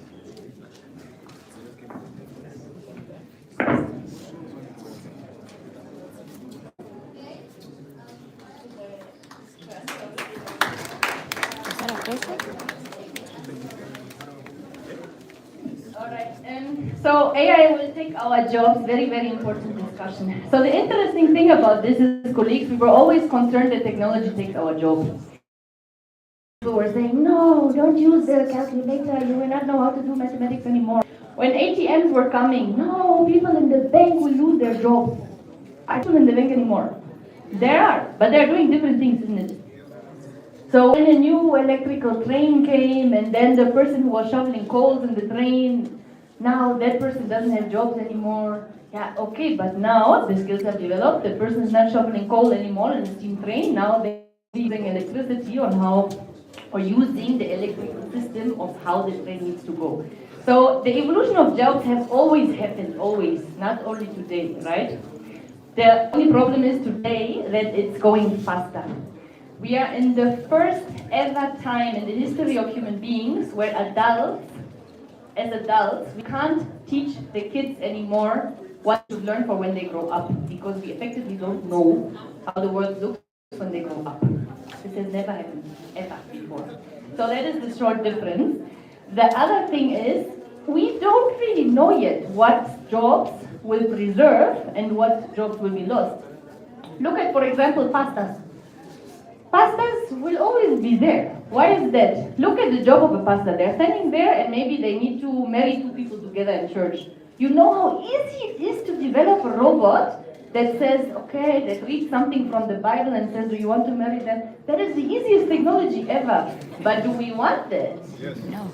Not really. So the pastor is safe.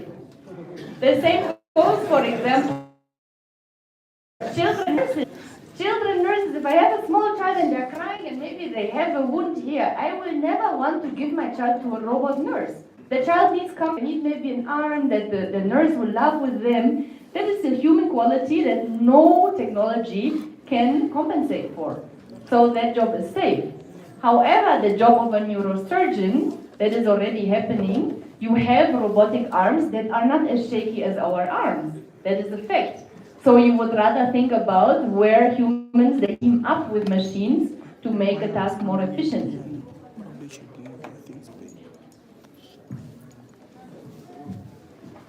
I just want to add on what Ms. Georgina said. There is a saying that AI is not going to replace you, but AI might replace people that don't know AI. You know why? Like Ms. Georgina said, with AI.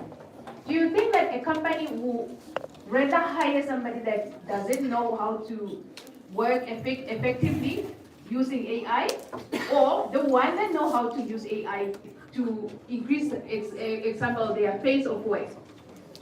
Who do you think will be hired? Precisely. So most likely, if AI is going to take our jobs, it will take first the people that don't know how to use AI to engage or to help them. Yeah? Maybe just two last things, if I may. Okay, just two last things, especially for you guys since you are engineers. So we know by now, or the prediction is that the most jobs that will be affected is white-collar jobs. Your lawyers, your accountants. The jobs that will be less affected will be blue-collar jobs, which is my TVET people, and which are also your people, because you are actively doing things, you are manufacturing things. Ne? So that is one thing. And the last thing I will say on that topic is, I sometimes like to rather convert the sentence of AI will take our jobs to AI will take our brain. Because what I'm seeing sometimes is that, especially in the educational field, people just copy paste what Chat says. And you have not learned in that process. I will ask you about that same question. You can't answer not one thing about that. So that is what you need to be careful about, because you are using the technology and you should use it. It's there to use it. But parallelly to using it, use it for learning and use it so that it challenges you. Ask Chat, give me critical questions, test me if I understand the topic well. So that you can grow your brain while you're using Chat. Don't let your brain reduce.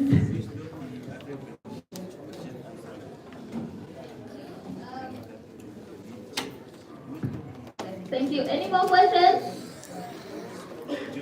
Questions? All right. Okay, let's put our hands together for introducing our co-pilot.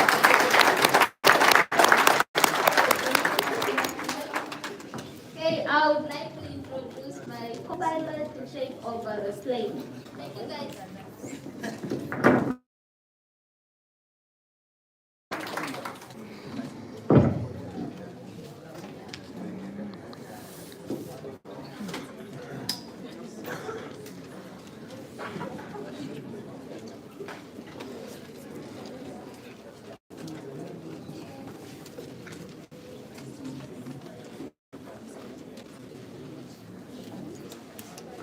Okay.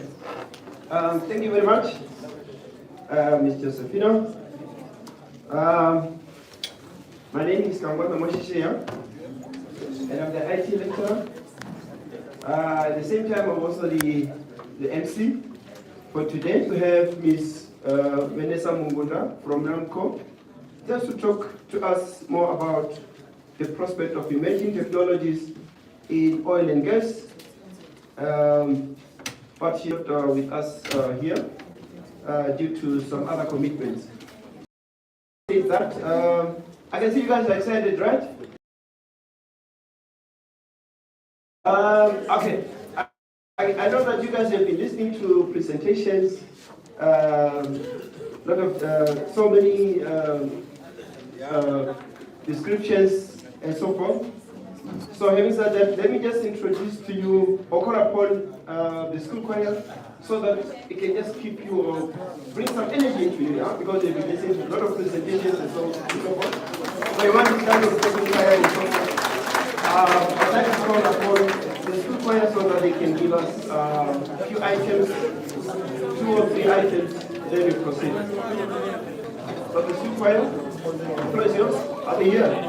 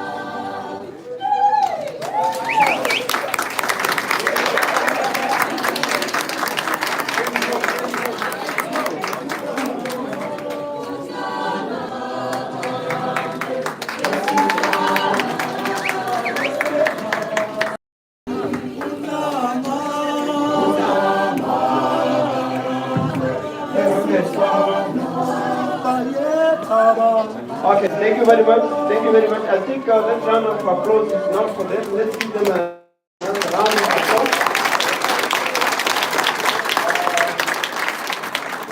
That was beautiful. That was beautiful. I think next time I should join them because I also need to show my voice. I have to sing with them as well.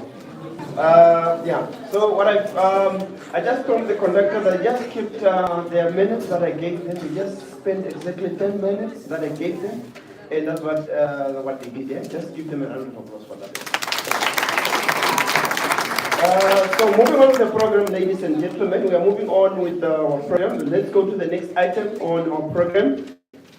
So it is in order, and I shall introduce our keynote speaker for today, the Deputy Director of Engineering Services and the Minister of Works and Transport, Mr. Ndangi Ndeleka. With a wealth of experience in engineering, he has been a forefront of the project that has transformed communities and advanced our national development. His leadership and expertise have earned and recognized recognition as a driving force in innovation, engineering solutions, and sustainable practices. Today, he will share insights that shed light on the challenges and opportunities within our sectors, providing guidance that is both practical and visionary. We are privileged to have someone of his caliber with us, bringing a wealth of knowledge from years of dedicated services. I urge everyone to listen attentively and take in the valuable lesson he has prepared for us. Please join me in giving a warm and enthusiastic welcome to Mr. Daniel.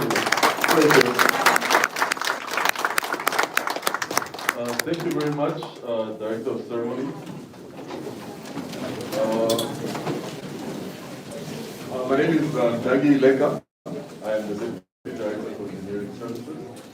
And I'm actually here today to give a keynote address on behalf of the Honorable Minister of Works and Transport, Honorable Beko Mekundi, who couldn't be here today. So I will basically be giving or delivering the keynote address as prepared. Okay.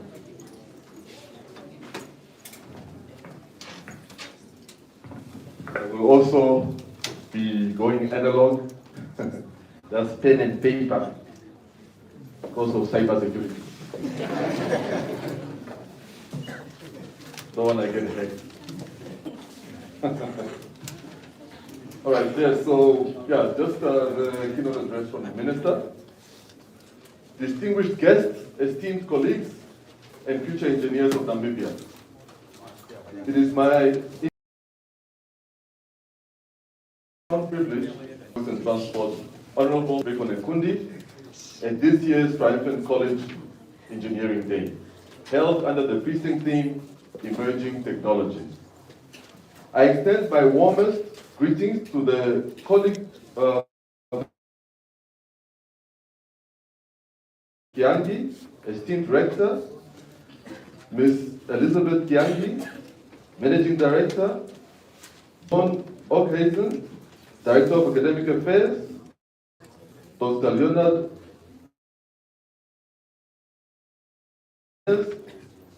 and our distinguished guests who are gathered here today. Ladies and gentlemen, we meet at a pivotal moment in human history.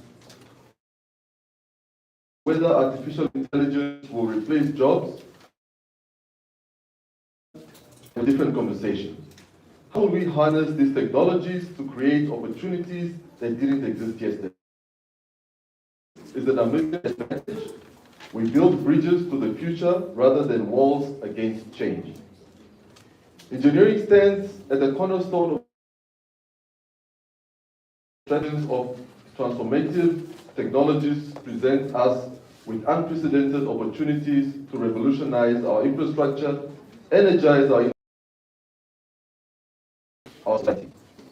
Today's focus on artificial intelligence and vital collaborations between academia and industry, groundbreaking advancements in our oil and gas sector, and cybersecurity in our interconnected world could not be more strategically aligned with our nation's vision. Because nations to reshape technical and vocational education training, we are not just preparing workers, we are cultivating architects of Namibia's future. The presentation and innovative project demonstrated by our students today serve as a powerful testimony to the talent, creativity, and ingenuity that flourishes. But let me be clear, innovation without collaboration is merely individual brilliance. What we need, what Namibia demands, is collective genius. The Ministry of Works and Transport stands firmly committed to fostering and supporting initiatives that deepen these essential partnerships between educational institutions and industry. We recognize that sustainable progress in engineering but absolutely critical to Namibia's continued growth and regional leadership. Moreover, ladies and gentlemen, in our oil and gas sector, emerging technologies are just changing how we extract resources, they are revolutionizing how we do so responsibly, efficiently, and sustainably. Smart systems are transforming how our people and goods move across our beautiful land. More responsive communities, more great technological power comes great responsibility. Cybersecurity, it is about protecting democracy, protecting privacy, and protecting the digital sovereignty that every nation must jealously guard in this 21st century. To every student in this audience, you are not just studying engineering, you are preparing to engineer Namibia's destiny. The technologies we discussed today, AI, Internet of Things, smart systems, these are not distant concepts from Silicon Valley boardrooms. They are tools waiting for our unique Namibian perspective, your innovative solutions to our specific challenges, your contributions to our shared success. I challenge each and one of you to embrace emerging technologies, not merely as an instrument of convenience, but as a catalyst for profound social and economic transformation. Let us not be consumed that our world needs. Indeed, ladies and gentlemen, with local values. This is precisely the future we are building together. Both government, academia, industry, and most importantly, you, our young engineers. As we conclude today's program, I want you to remember this. Every great achievement in human history began with someone who dared to imagine a better tomorrow and had the technical skills to build it. Hence, I believe beyond reasonable doubt that you possess both the imagination and the growing expertise. Namibia provides the platform and the purpose. With this said, let us collectively advance Namibia's engineering future with unwavering integrity, relentless pursuit of excellence, and the bold vision that has always defined our nation's character. I want to leave you with this thought. The future is not something that happens to us. It is something we engineer.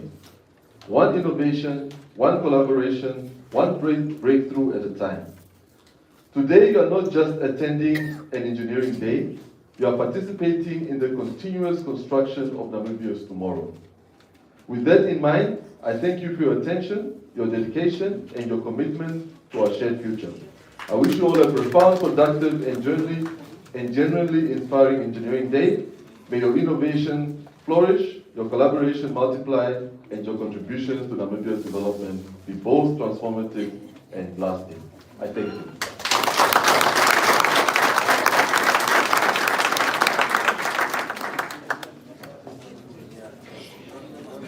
Okay, thank you so much. Let's give him a round of applause.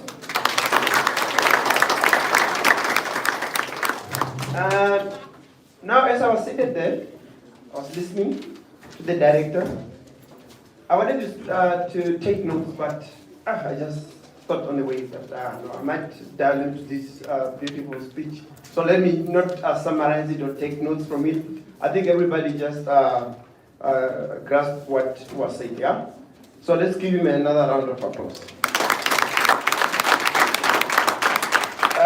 Having said that, let's move on with our program. We have been talking about AI, we've been talking about cybersecurity and so forth and so on. But there wasn't anything that was demonstrated here for us to check what's happening. Yeah? So on that note, I'm going to call upon two students from IT departments. And they're going to demonstrate to you something. They have something they are going to explain. Yeah. So let me just call them to the podium, and they are going to do a demonstration on the system that they have come up with. Yeah. So my two students, the floor is yours. Come and shine. Thank you.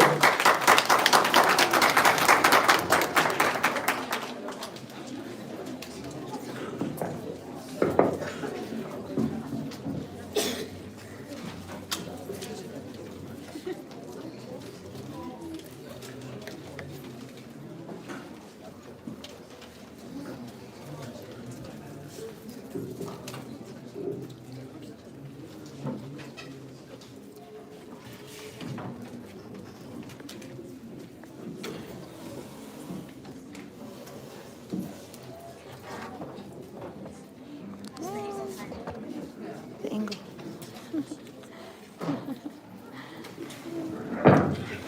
It's so much.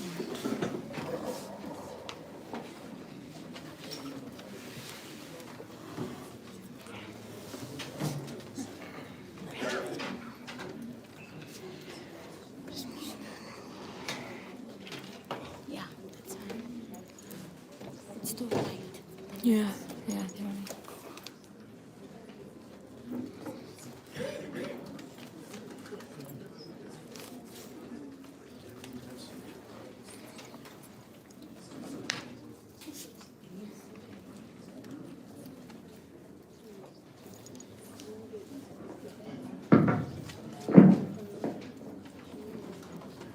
Okay.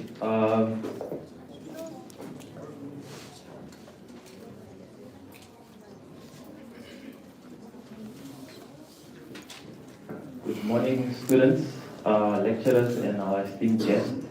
My name is Shulangwa Binya, a computer science student here at Triumphant College, and I'm also the software developer behind Campus Bari. So before I give you a quick demonstration, I'm going to share the background that inspired its creation. Right. Now, one of the most common issues that students face on campus is accessing crucial information. This can be the college's banking details when they want to pay their tuition fees, or maybe updates on important upcoming events, right? So more often than not, students resort to asking their peers, posting the questions on different WhatsApp groups, which results in them not getting a timely response, or contacting the reception, which unfortunately is not available 24/7. So this issue highlighted the need for a centralized, reliable, and always available source of information, right? So as someone who's passionate about solving problems, I took up the challenge to create a solution. I could have built a conventional website, but I wanted to go further. So with the growing influence of AI-powered tools on education, I wanted to build a solution that not only stored information, but engaged with students in natural language, similar to ChatGPT and DeepSeek, which most students are familiar with, and most of us are familiar with. So as a result of that effort, came by Campus Buddy. So Campus Buddy is an AI-powered chatbot that gives students access to campus-related information instantly and interactively. So it is designed to serve current students, prospective students, and even staff, which reduces the administrative workload. You can imagine a receptionist who answers the same question 10 times a day. So it's very useful in such cases. Now, due to the resource-intensive nature of AI, the prototype I'm going to showcase here today runs on a very limited computational power. So due to that, because of that, I've preloaded the AI chatbot with questions so we can save time. Because running it live right now would take up a lot of time due to the computational constraints we have. But if anyone would like to see it live in action, please feel free to approach me after the event and I'll give you a live demonstration. Right, so like I said before, Campus Buddy is basically like ChatGPT but for Triumphant College. If you have anything specific that you want to know about Triumphant College, you can ask Campus Buddy. You cannot ask Campus Buddy, you cannot ask ChatGPT how much the registration fees for Triumphant College are or when the exams are starting because ChatGPT doesn't know. So we have our very own ChatGPT here on campus that students can ask information from relevant to Triumphant College. Right? So as an example here, what teaching and learning resources does Triumphant College offer? So we have state-of-the-art resources and facilities that enhance modern teaching and learning, blended learning that includes well-articulated e-learning platforms, computer labs and engineering workshops with modern equipment and industry needs. Free Wi-Fi internet facilities are available for all students. So if you look in your prospectus, you will see that this information is indeed accurate, right? Do students get financial assistance? The students get financial assistance from the Namibian Financial Assistance Fund, NSFAF, right? The qualifications at Triumphant College accredited. The qualifications at Triumphant College are accredited by the National Council for Higher Education and also the NQA as well, right? What are the specific entry requirements to study accounting and finance? So these are questions that would be asked by prospective students who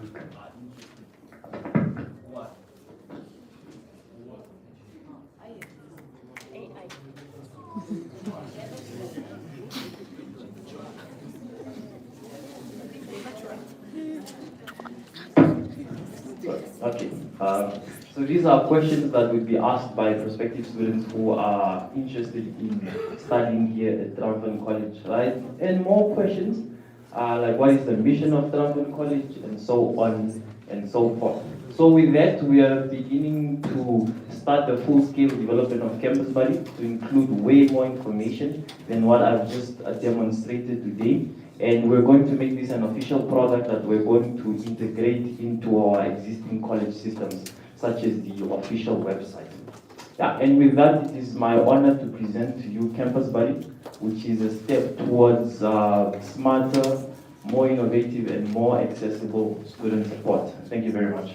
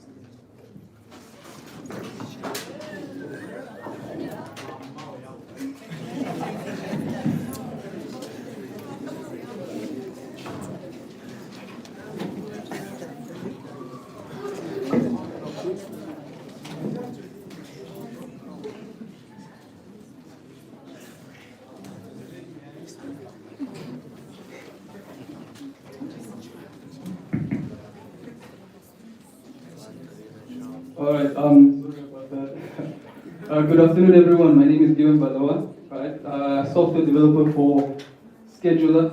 I will explain more about that. Student also student in computer science, same as Phineas. We're actually in the same class.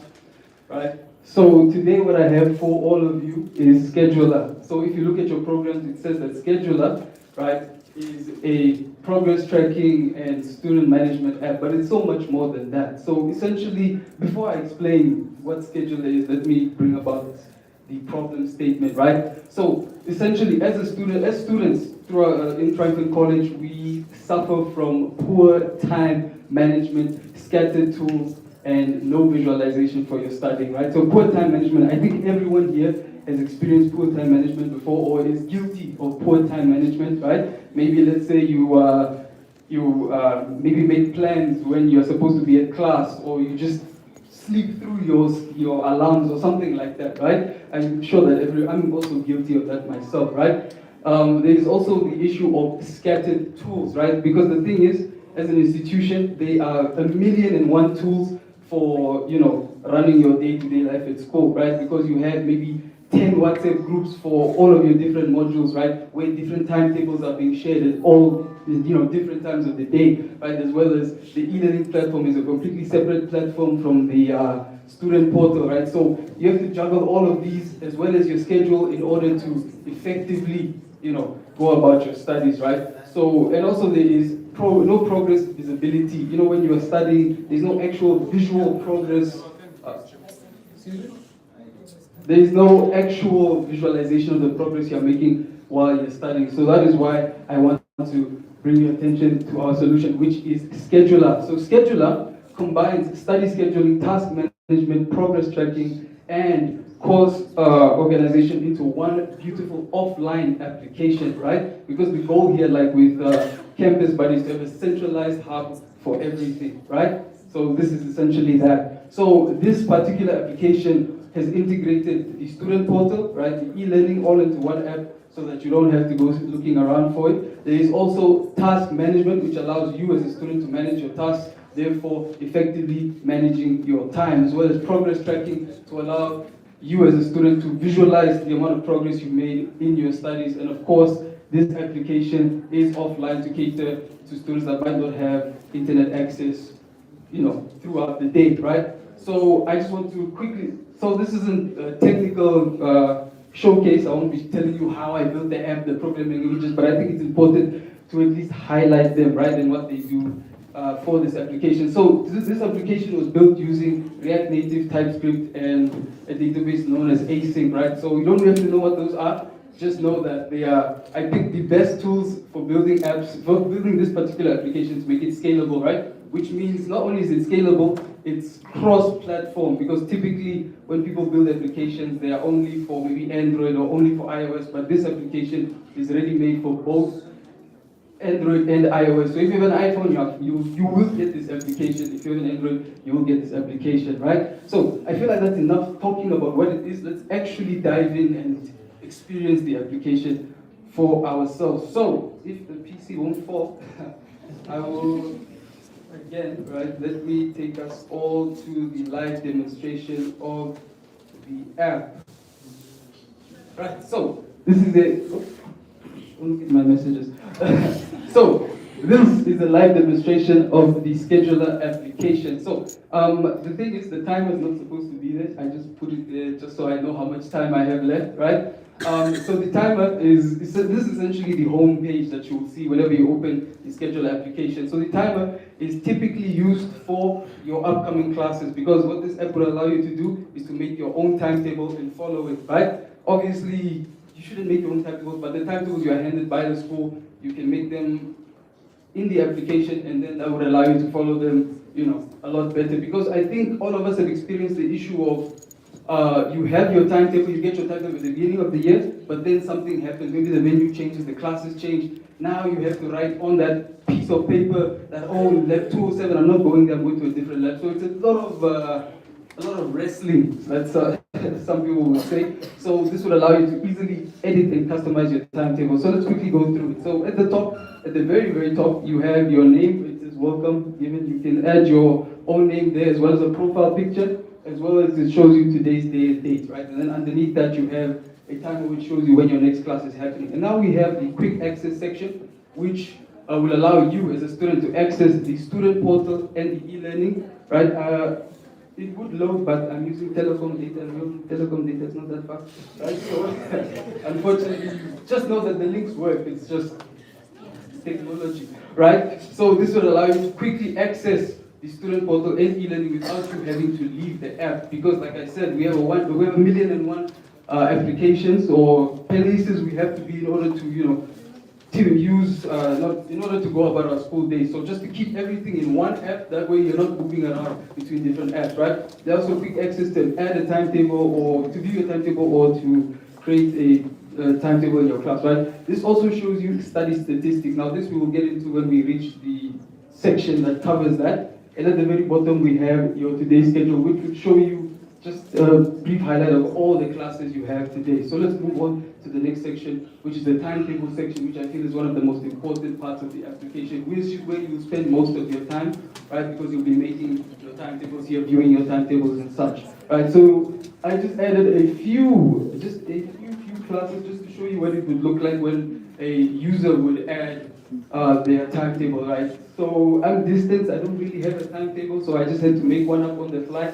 That's why there are only 2 classes on Monday and the rest is nothing, right? So this is what it would look like typically in a day view, and there is also a month view which would allow you to get a better idea of how your schedule looks, right? So this is completely interactive, so it changes based on whether you remove or you add a class, right? Like for instance, on Monday you'll see that there are 2 dots because I've added 2 classes there. If I were to maybe remove web designing from the list here, we go back and see that it changes, right? So you can also search your classes. You can add your classes, edit them, delete them, and so on and so forth. You can also view statistics about your classes, maybe to see what the split is for your classes throughout the week. How many hours do you actually go to school? How many hours do you spend going to a specific class? Just statistics in general, just to help you get a better idea of how you're spending your time, right? And then we have a study section where you as a student can come in now and you can create to-do lists, you can create tasks and study sessions for yourself, right? Because I spoke about a visual representation of your session, of your study progress, right? Because some people, what they would do is that, okay, I'm going to study right now, you're going to sit in a dark room, you sit there maybe for 3 hours, you read your book, and then you're saying, okay, I studied for 3 hours, but there's no actual visual representation because some people like to work off of that, so that is why we have this section right here. So this section will allow you to keep progress of maybe certain tasks or study sessions that you have. Like for instance, I've highlighted 3 here, which break down in terms of priority. Like for instance, the first one says to hand in an assignment. The second one, which is medium priority, says to find a module. And the last one says to partner for future. I'm not sure what that one is. Alright, so you can view your tasks and you can view them all if you'd like. You can view which priority, you can view the priority, you can view how long you think the task will take. Because these, I just set these up beforehand, but there's a lot of customization within the application for you as the user to set these to your liking, right? And then we have the notes, because the thing that I noticed in class is that some students will go into class, they'll take pictures of the board, right? And then they will never use those pictures ever again. So why not have a section where the student can come in and just quickly write down notes about what they are seeing in class. That way you don't have pictures in your gallery that I know at the end of the year you'll be sifting through trying to delete all of them, but I promise you won't find them all. You're not going to delete all those pictures, right? So this is a very basic view of what it will look like for your notes. And then we have the profile section. Now the profile section is where you will find information about the student that is but the student that is using the application, as well as settings, accessibility settings, as well as customization settings for the application, like for instance dark mode, or maybe just to change the accent color of the application, as well as the font size. Maybe you are not hard of hearing, hard of sight, I think is the word, right? So to make the font larger, right? As well as the notifications, where you can set it up as to have notifications appear at specific times, and so on and so forth, right?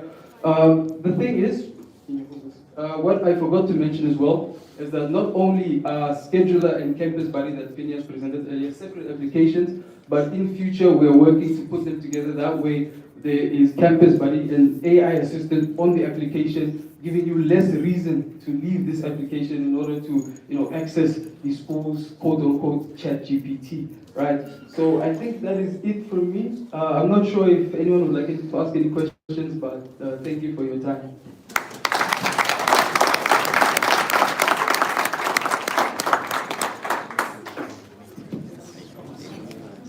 Thank you very much. Let's give them a round of applause.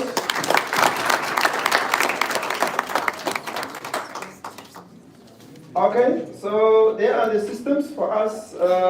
We have problems with time management. We can reach out to them. Everything is solved. Yeah, there is a solution for that problem. Yeah. Okay, so let's move on to the next item on our program. This is fostering collaboration between industries and academia. On that note, it is my pleasure to introduce to our next speaker, Dr. Bernadette Tekwane, who will be sharing insights on fostering collaboration between industries and academia. With extensive experience bridging the gap between research and practical applications, he has played a key role in creating partnership that drives innovation and growth.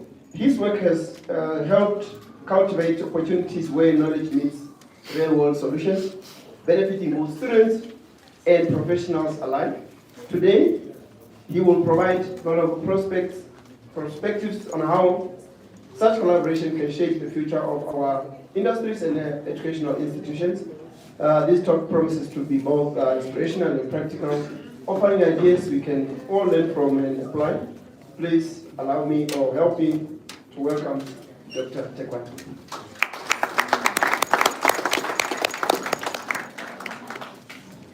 Good afternoon.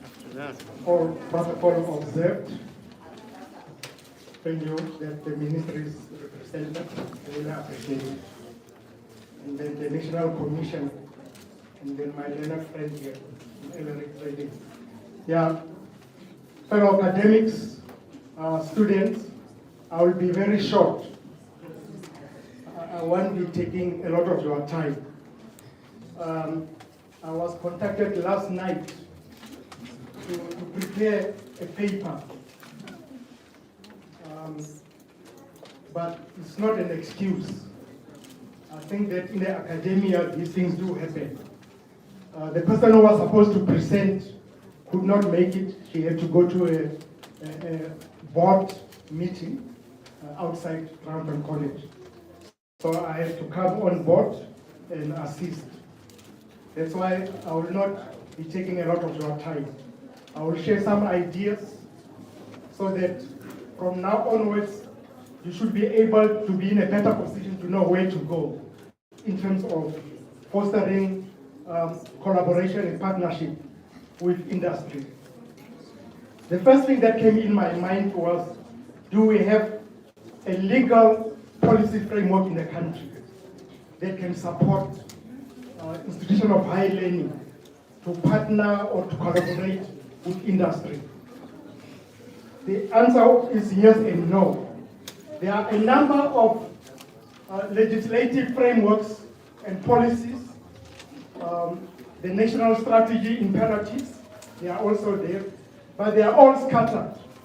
You have really to figure out where to go in order to get information. We have, for example, the Higher Education Act. It is not explicit how industry and institutions of higher learning should collaborate.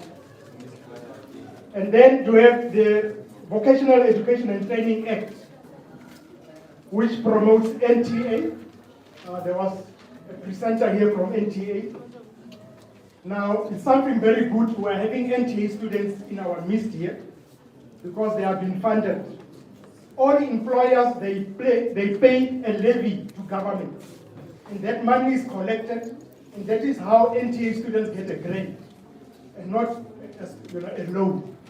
So we are benefiting from that partnership between industry and public institutions or private institutions. We also have what we call Public-Private Partnership Act of 2017, which helps as far as possible to, if for example we need a hostel, we should be able to partner with the private sector who can help us to build a hostel. There is an act in that regard. Even ICT infrastructure, we should be able to get ICT infrastructure. We have the telecom, to name them. They can come on board and support us. And then we have the National Commission on Research, Science and Technology, represented by Madam here. Now, the Commission has a lot of money. It has a lot of money. There are grants. Once you want to do research, or the two students who are here, your project, you can make a proposal and they will fund it. Trust me. So explore those opportunities. There is a lot of money out there. We have mines. We have a lot of companies, they have what we call corporate social responsibility. They can literally fund you. You should just make a good proposal and you approach them. They are willing to support. But many a times our students, for whatever reasons, many a times we are too much on AI, on our cell phones. We don't go out there to companies and really explore the possible support we can get. So I think our mindset has to change to be able to say that let's use our time to go to institutions that can support us. We have other institutions like UNESCO who are willing to support you if you come with projects. So money in this country is not a problem, but don't link it to the fish rod, the oil rod, the NAMCOR and so on. No, don't link it to that. We're having Namibians with money who can support us, especially for the young people, for your projects, for your initiatives. Business opportunities are there. And then I went to look at, many a times we confuse concepts, collaboration and partnership. Both of them are needed whenever we have to work with industry. There are instances where we'll just collaborate, where we don't necessarily have partnerships. But most of the time it's important that we need to have partnership, because then there are MOUs that are signed, there is commitment from both parties. Now, NDP 6, government national imperatives are very clear. Government is saying that in the next 5 years, by 2030, institutions of higher learning, TVET institutions, we should be able to work closely with industry because there are a lot of benefits. Even industry can benefit from us, and us as high institution of higher learning, we can benefit from industry. There are some stats here. Government is saying that by 2030, about 70% of our TVET graduates should have skills aligned to industry demand. And then in terms of higher education, by 2030, we should be able to have 108,000 students being trained by institutions of higher learning. These are big figures. Of course, next year we're having free education, whatever it means, but we have been promised that it will be there. Let's wait and see. And then we're also being informed by the NDP6 that by 2030, we should be having about 74% graduates employed. Now, there are a lot of students out there who completed their studies. They are working at ShopRite, they are cleaning at schools. Fellow students, it's not easy out there. A lot of our students are seated without jobs. So now what Triumphant has to do, we have to make sure that we prepare our students so that they are not job seekers, but they are job creators. The two students here are a good example. In fact, the college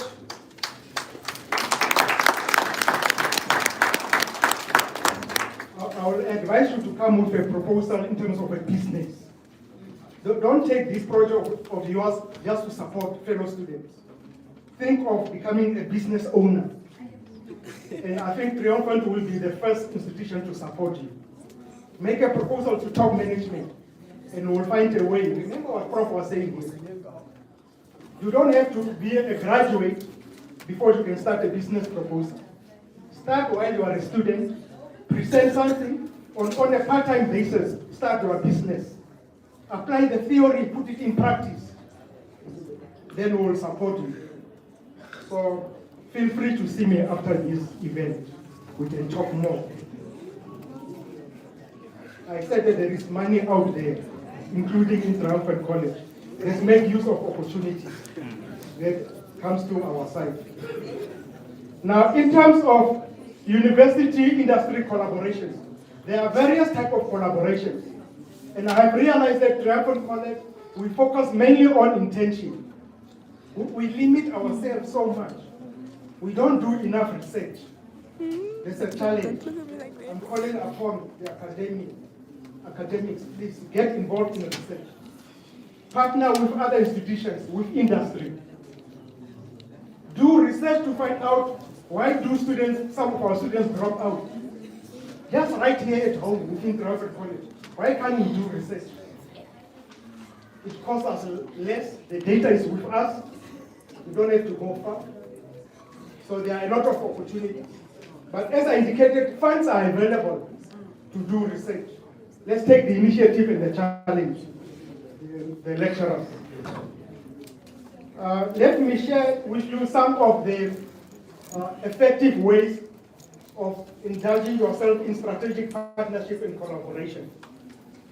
It's important that as an institution, we need to develop a governance policy framework, how we want to interact with industry. If we don't have a policy framework, what is it that will be guiding us? Will be chicken without a head. Each department, each faculty will be doing their own thing. Let's develop a clear strategy and a policy framework that can guide us. We have seen a number of initiatives whereby we have signed MOUs all over. It's very much encouraging. You have heard from Prof this morning saying that there are new initiatives we're going to venture into, which is very much encouraging. The potential is out there. We have the potential as institutions. You just heard that come next year, we'll be doing welding underwater. I'm looking forward. Some of us were good swimmers. So those who are not good swimmers will have to start learning to swim so that if these opportunities come, at least you are a mile ahead. We might not have a swimming pool to start teaching you how to swim. We want swimmers. So prepare yourself in advance. So colleagues, there are institutions out there NTA, the National Commission on Research, Science and Technologies are highlighted. They have research grants. Let's approach them so that we can see how they can support us. We have institutions that are doing very well in Namibia, named NAMFI.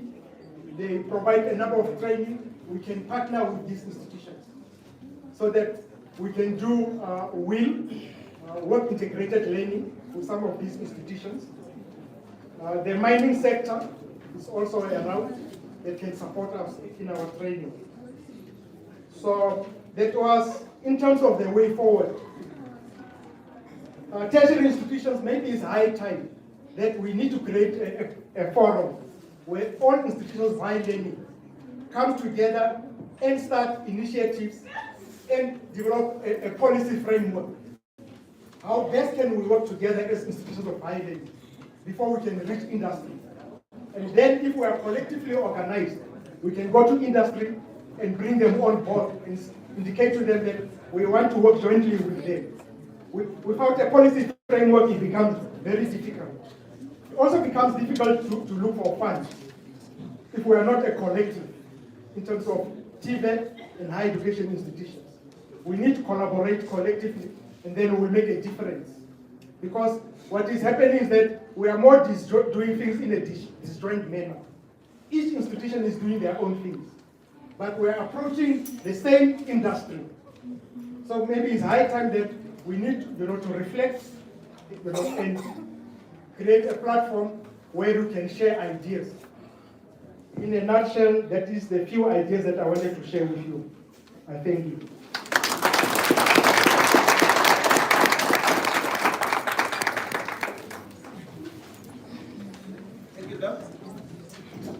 Thank you so much. Let's give him a round of applause.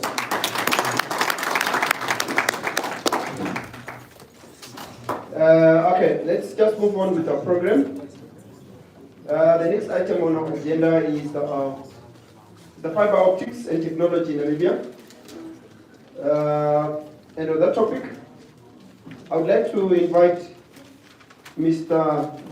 Chipatiso to come and address us on fiber optics technology in Namibia. I want to know more about this. Mr. Chipatiso, the floor is yours.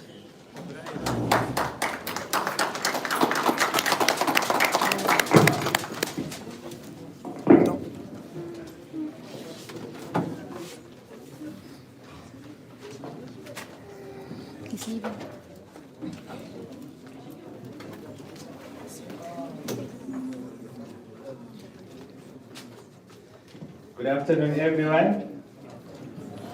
Good afternoon, everyone. Thank you for the response.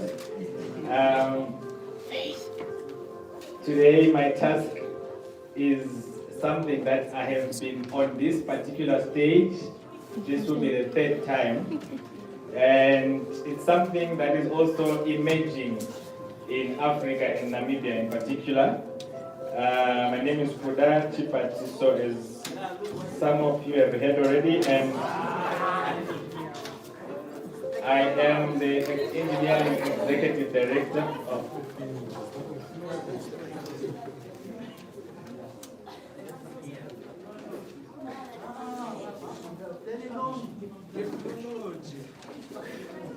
Okay, I'll continue.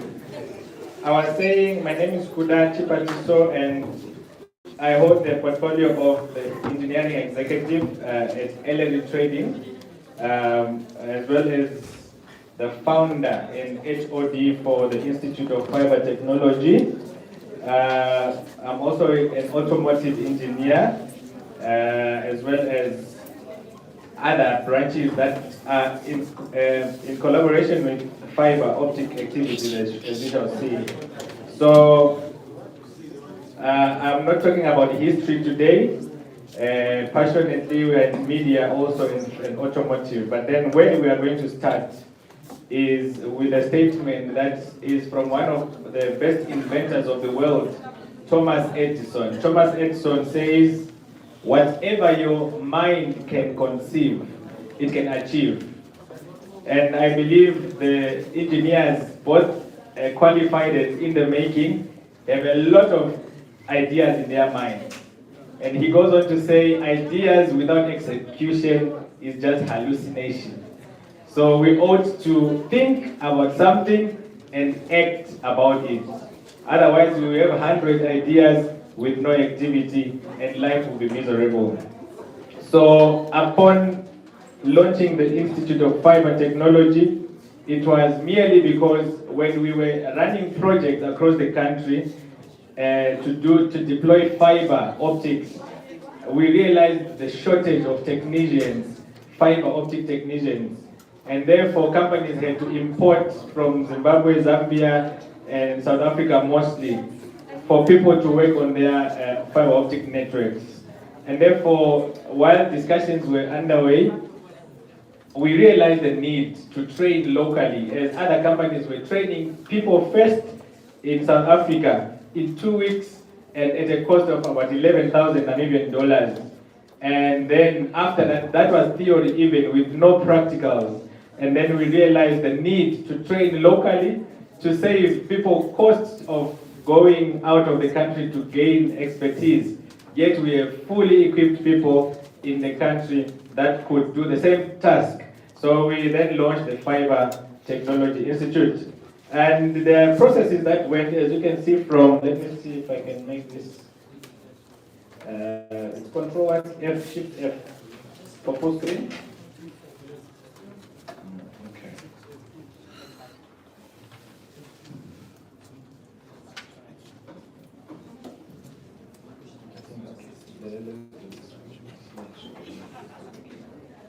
Okay.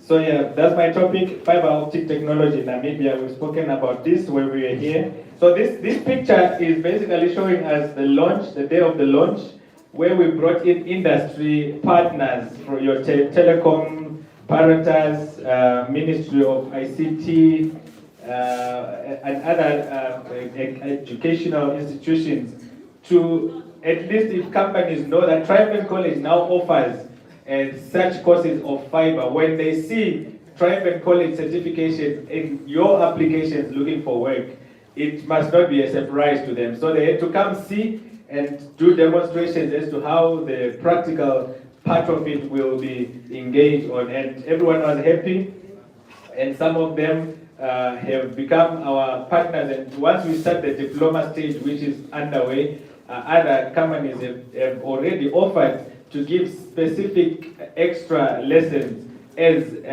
collaboration and for free as well. So we did internal and stakeholder engagements to see the curriculum of the immediate 5-week short course that we had planned to do. So we see on the next slide that leadership is all about leading by example, right?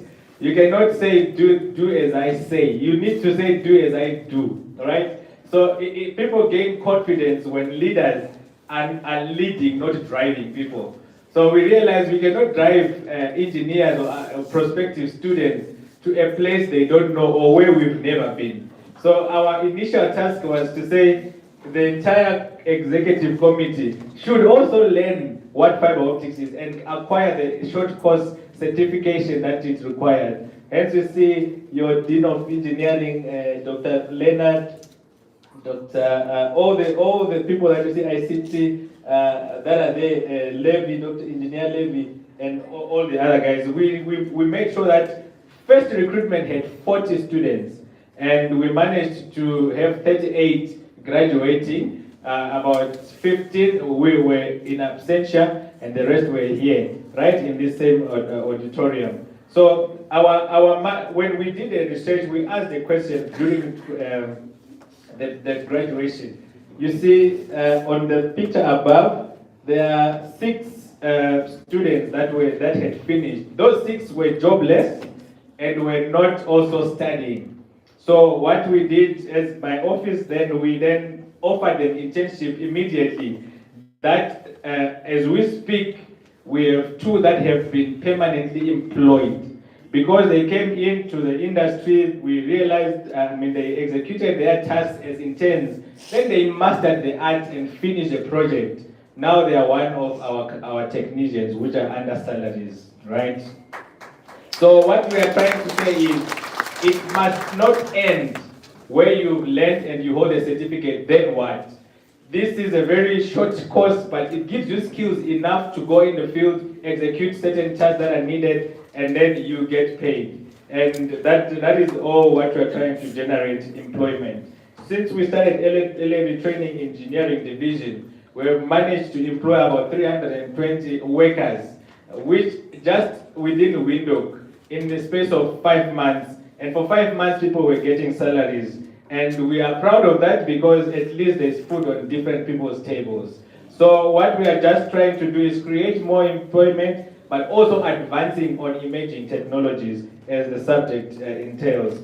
So these were the first group of graduates that we had, and the second batch we had less numbers, which was 12, and then we had a short break. Now we will be moving on to the third intake within a month. We're supposed to be starting this month, but then from the telecommunications students, we received an appeal that we really want to engage in this particular course. How can we then, and at the end, at the same time, it is too pricey for us, right? That's 5,000, but mind you, I told you in South Africa they are going for 11,000. When we came in, we said, let's consider the pricing, let's go down to accommodate you. That in that accommodative figure, they are saying, what if we come as the whole class of 70?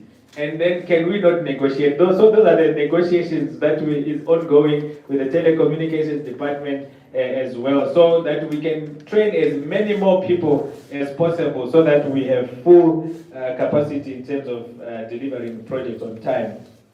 So basically, I am here to speak about two things: fiber optic technology in Namibia and the opportunities that are there for you when you choose that career path. These are just statistics from the Communications Regulatory Authority of Namibia that says population, 88% of the population have reported coverage of basic internet, and that was 2024. And then we are trying to also include the rural areas, so that the same internet speed that you find here, when you go to the north, you are supposed to experience the same and be able to study during your holidays. And this is why different companies in the internet and fiber installation, they are running with targets. At least by the end of this year, 3,000 more homes should be connected by live fiber and get fast internet as the rest of the people are having. And therefore, I'll just pass through what is fiber optic technology. We are just talking about high-speed data transmission. You want to watch a lecture from the comfort of your home, virtual learning. You must be clicking once and the video is moving as in real time as the lecturer in America or wherever they are is speaking. You don't want something that will start to circulate. You know how when there's not enough data, like a small circle that goes round and round and it frustrates you. We are saying when you use fiber, that's happened when the copper industry was still in reigning. Now we have taken over with fiber optic technology, which will ensure high data transmission as well as increased accessibility. So basically, we want to enhance the Namibia's telecommunication capabilities in that sector. What are the benefits of fiber technology? Fast internet speed, enable high bandwidth applications like video streaming and online gaming.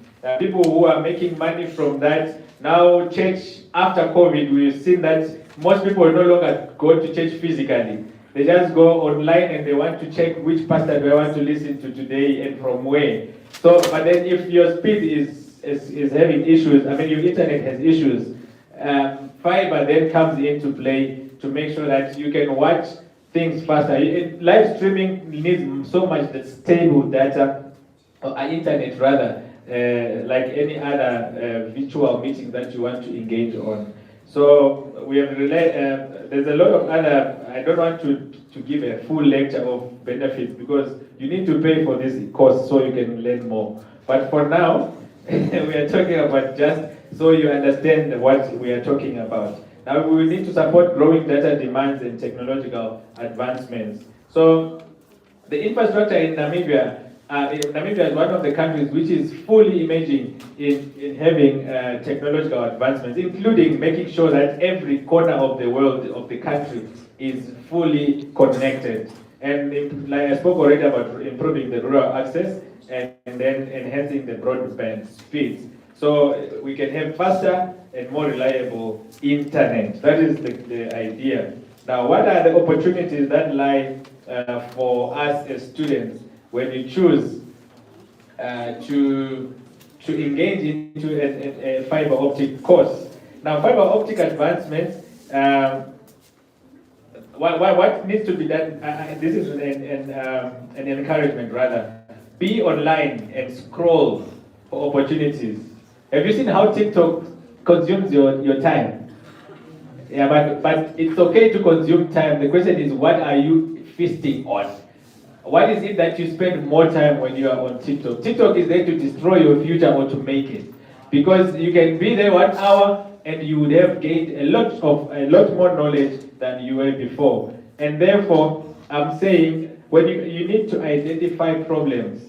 Life is full of, for your life to be easier, this world is actually embracing people who identify problems and have solutions for the problems.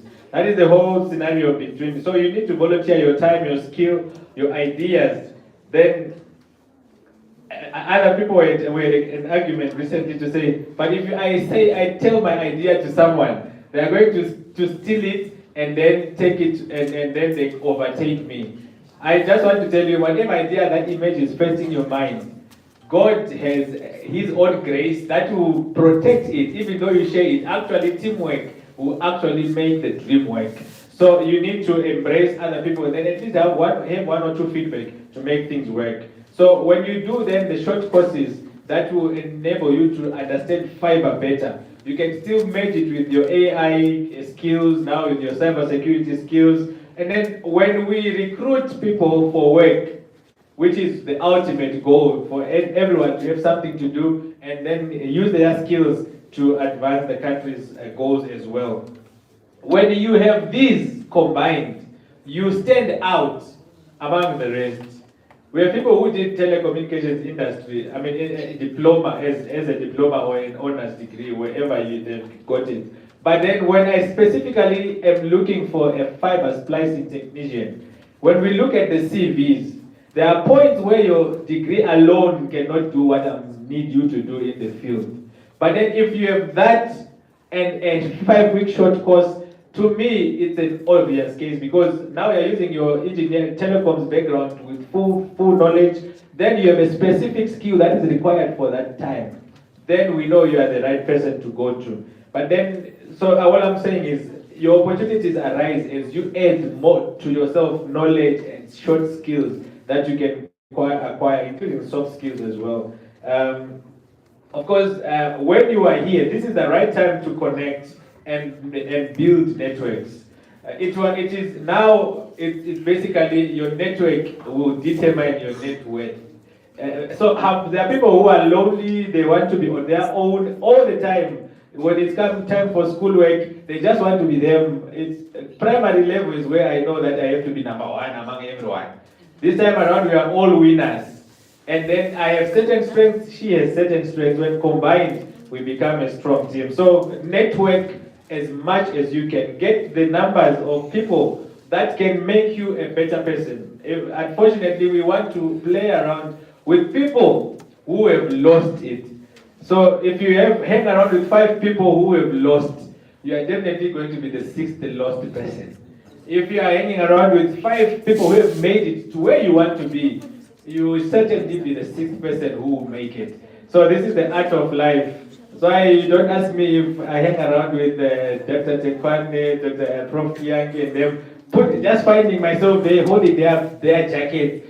It's an art to say, I want to be where they are now. And it works. You may not get everything, but you get wisdom. They've been there. All right, that is networking for you. So it's an opportunity for you to engage. So we have student participation and engagement and hands-on workshops, as well as, okay, the question in another segment. I want to come back to opportunities to this slide.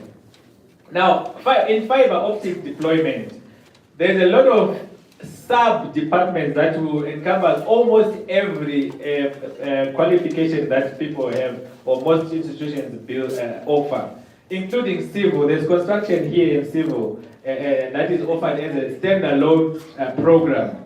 There's trenching, your reinstatement, your building, everything else comes into play during fiber optics deployment. So if you have that qualification, there are opportunities for you in the fiber optics space.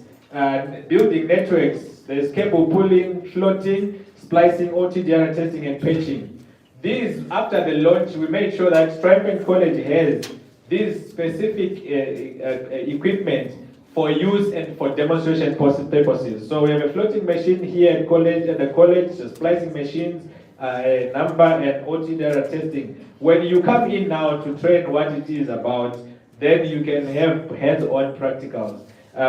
So I don't waste your time. I need you, when we are done with this program, you can go to YouTube and just type in what's new at Triumphant College. Just that, what's new at Triumphant College. Then a full video of a summary opportunities will come in a video format. And I also did a career guidance on the same topic. So there is going to be people who have done IT on local area networks. They also have work here, field maintenance, and then in commercials, in the commercial sector, sales.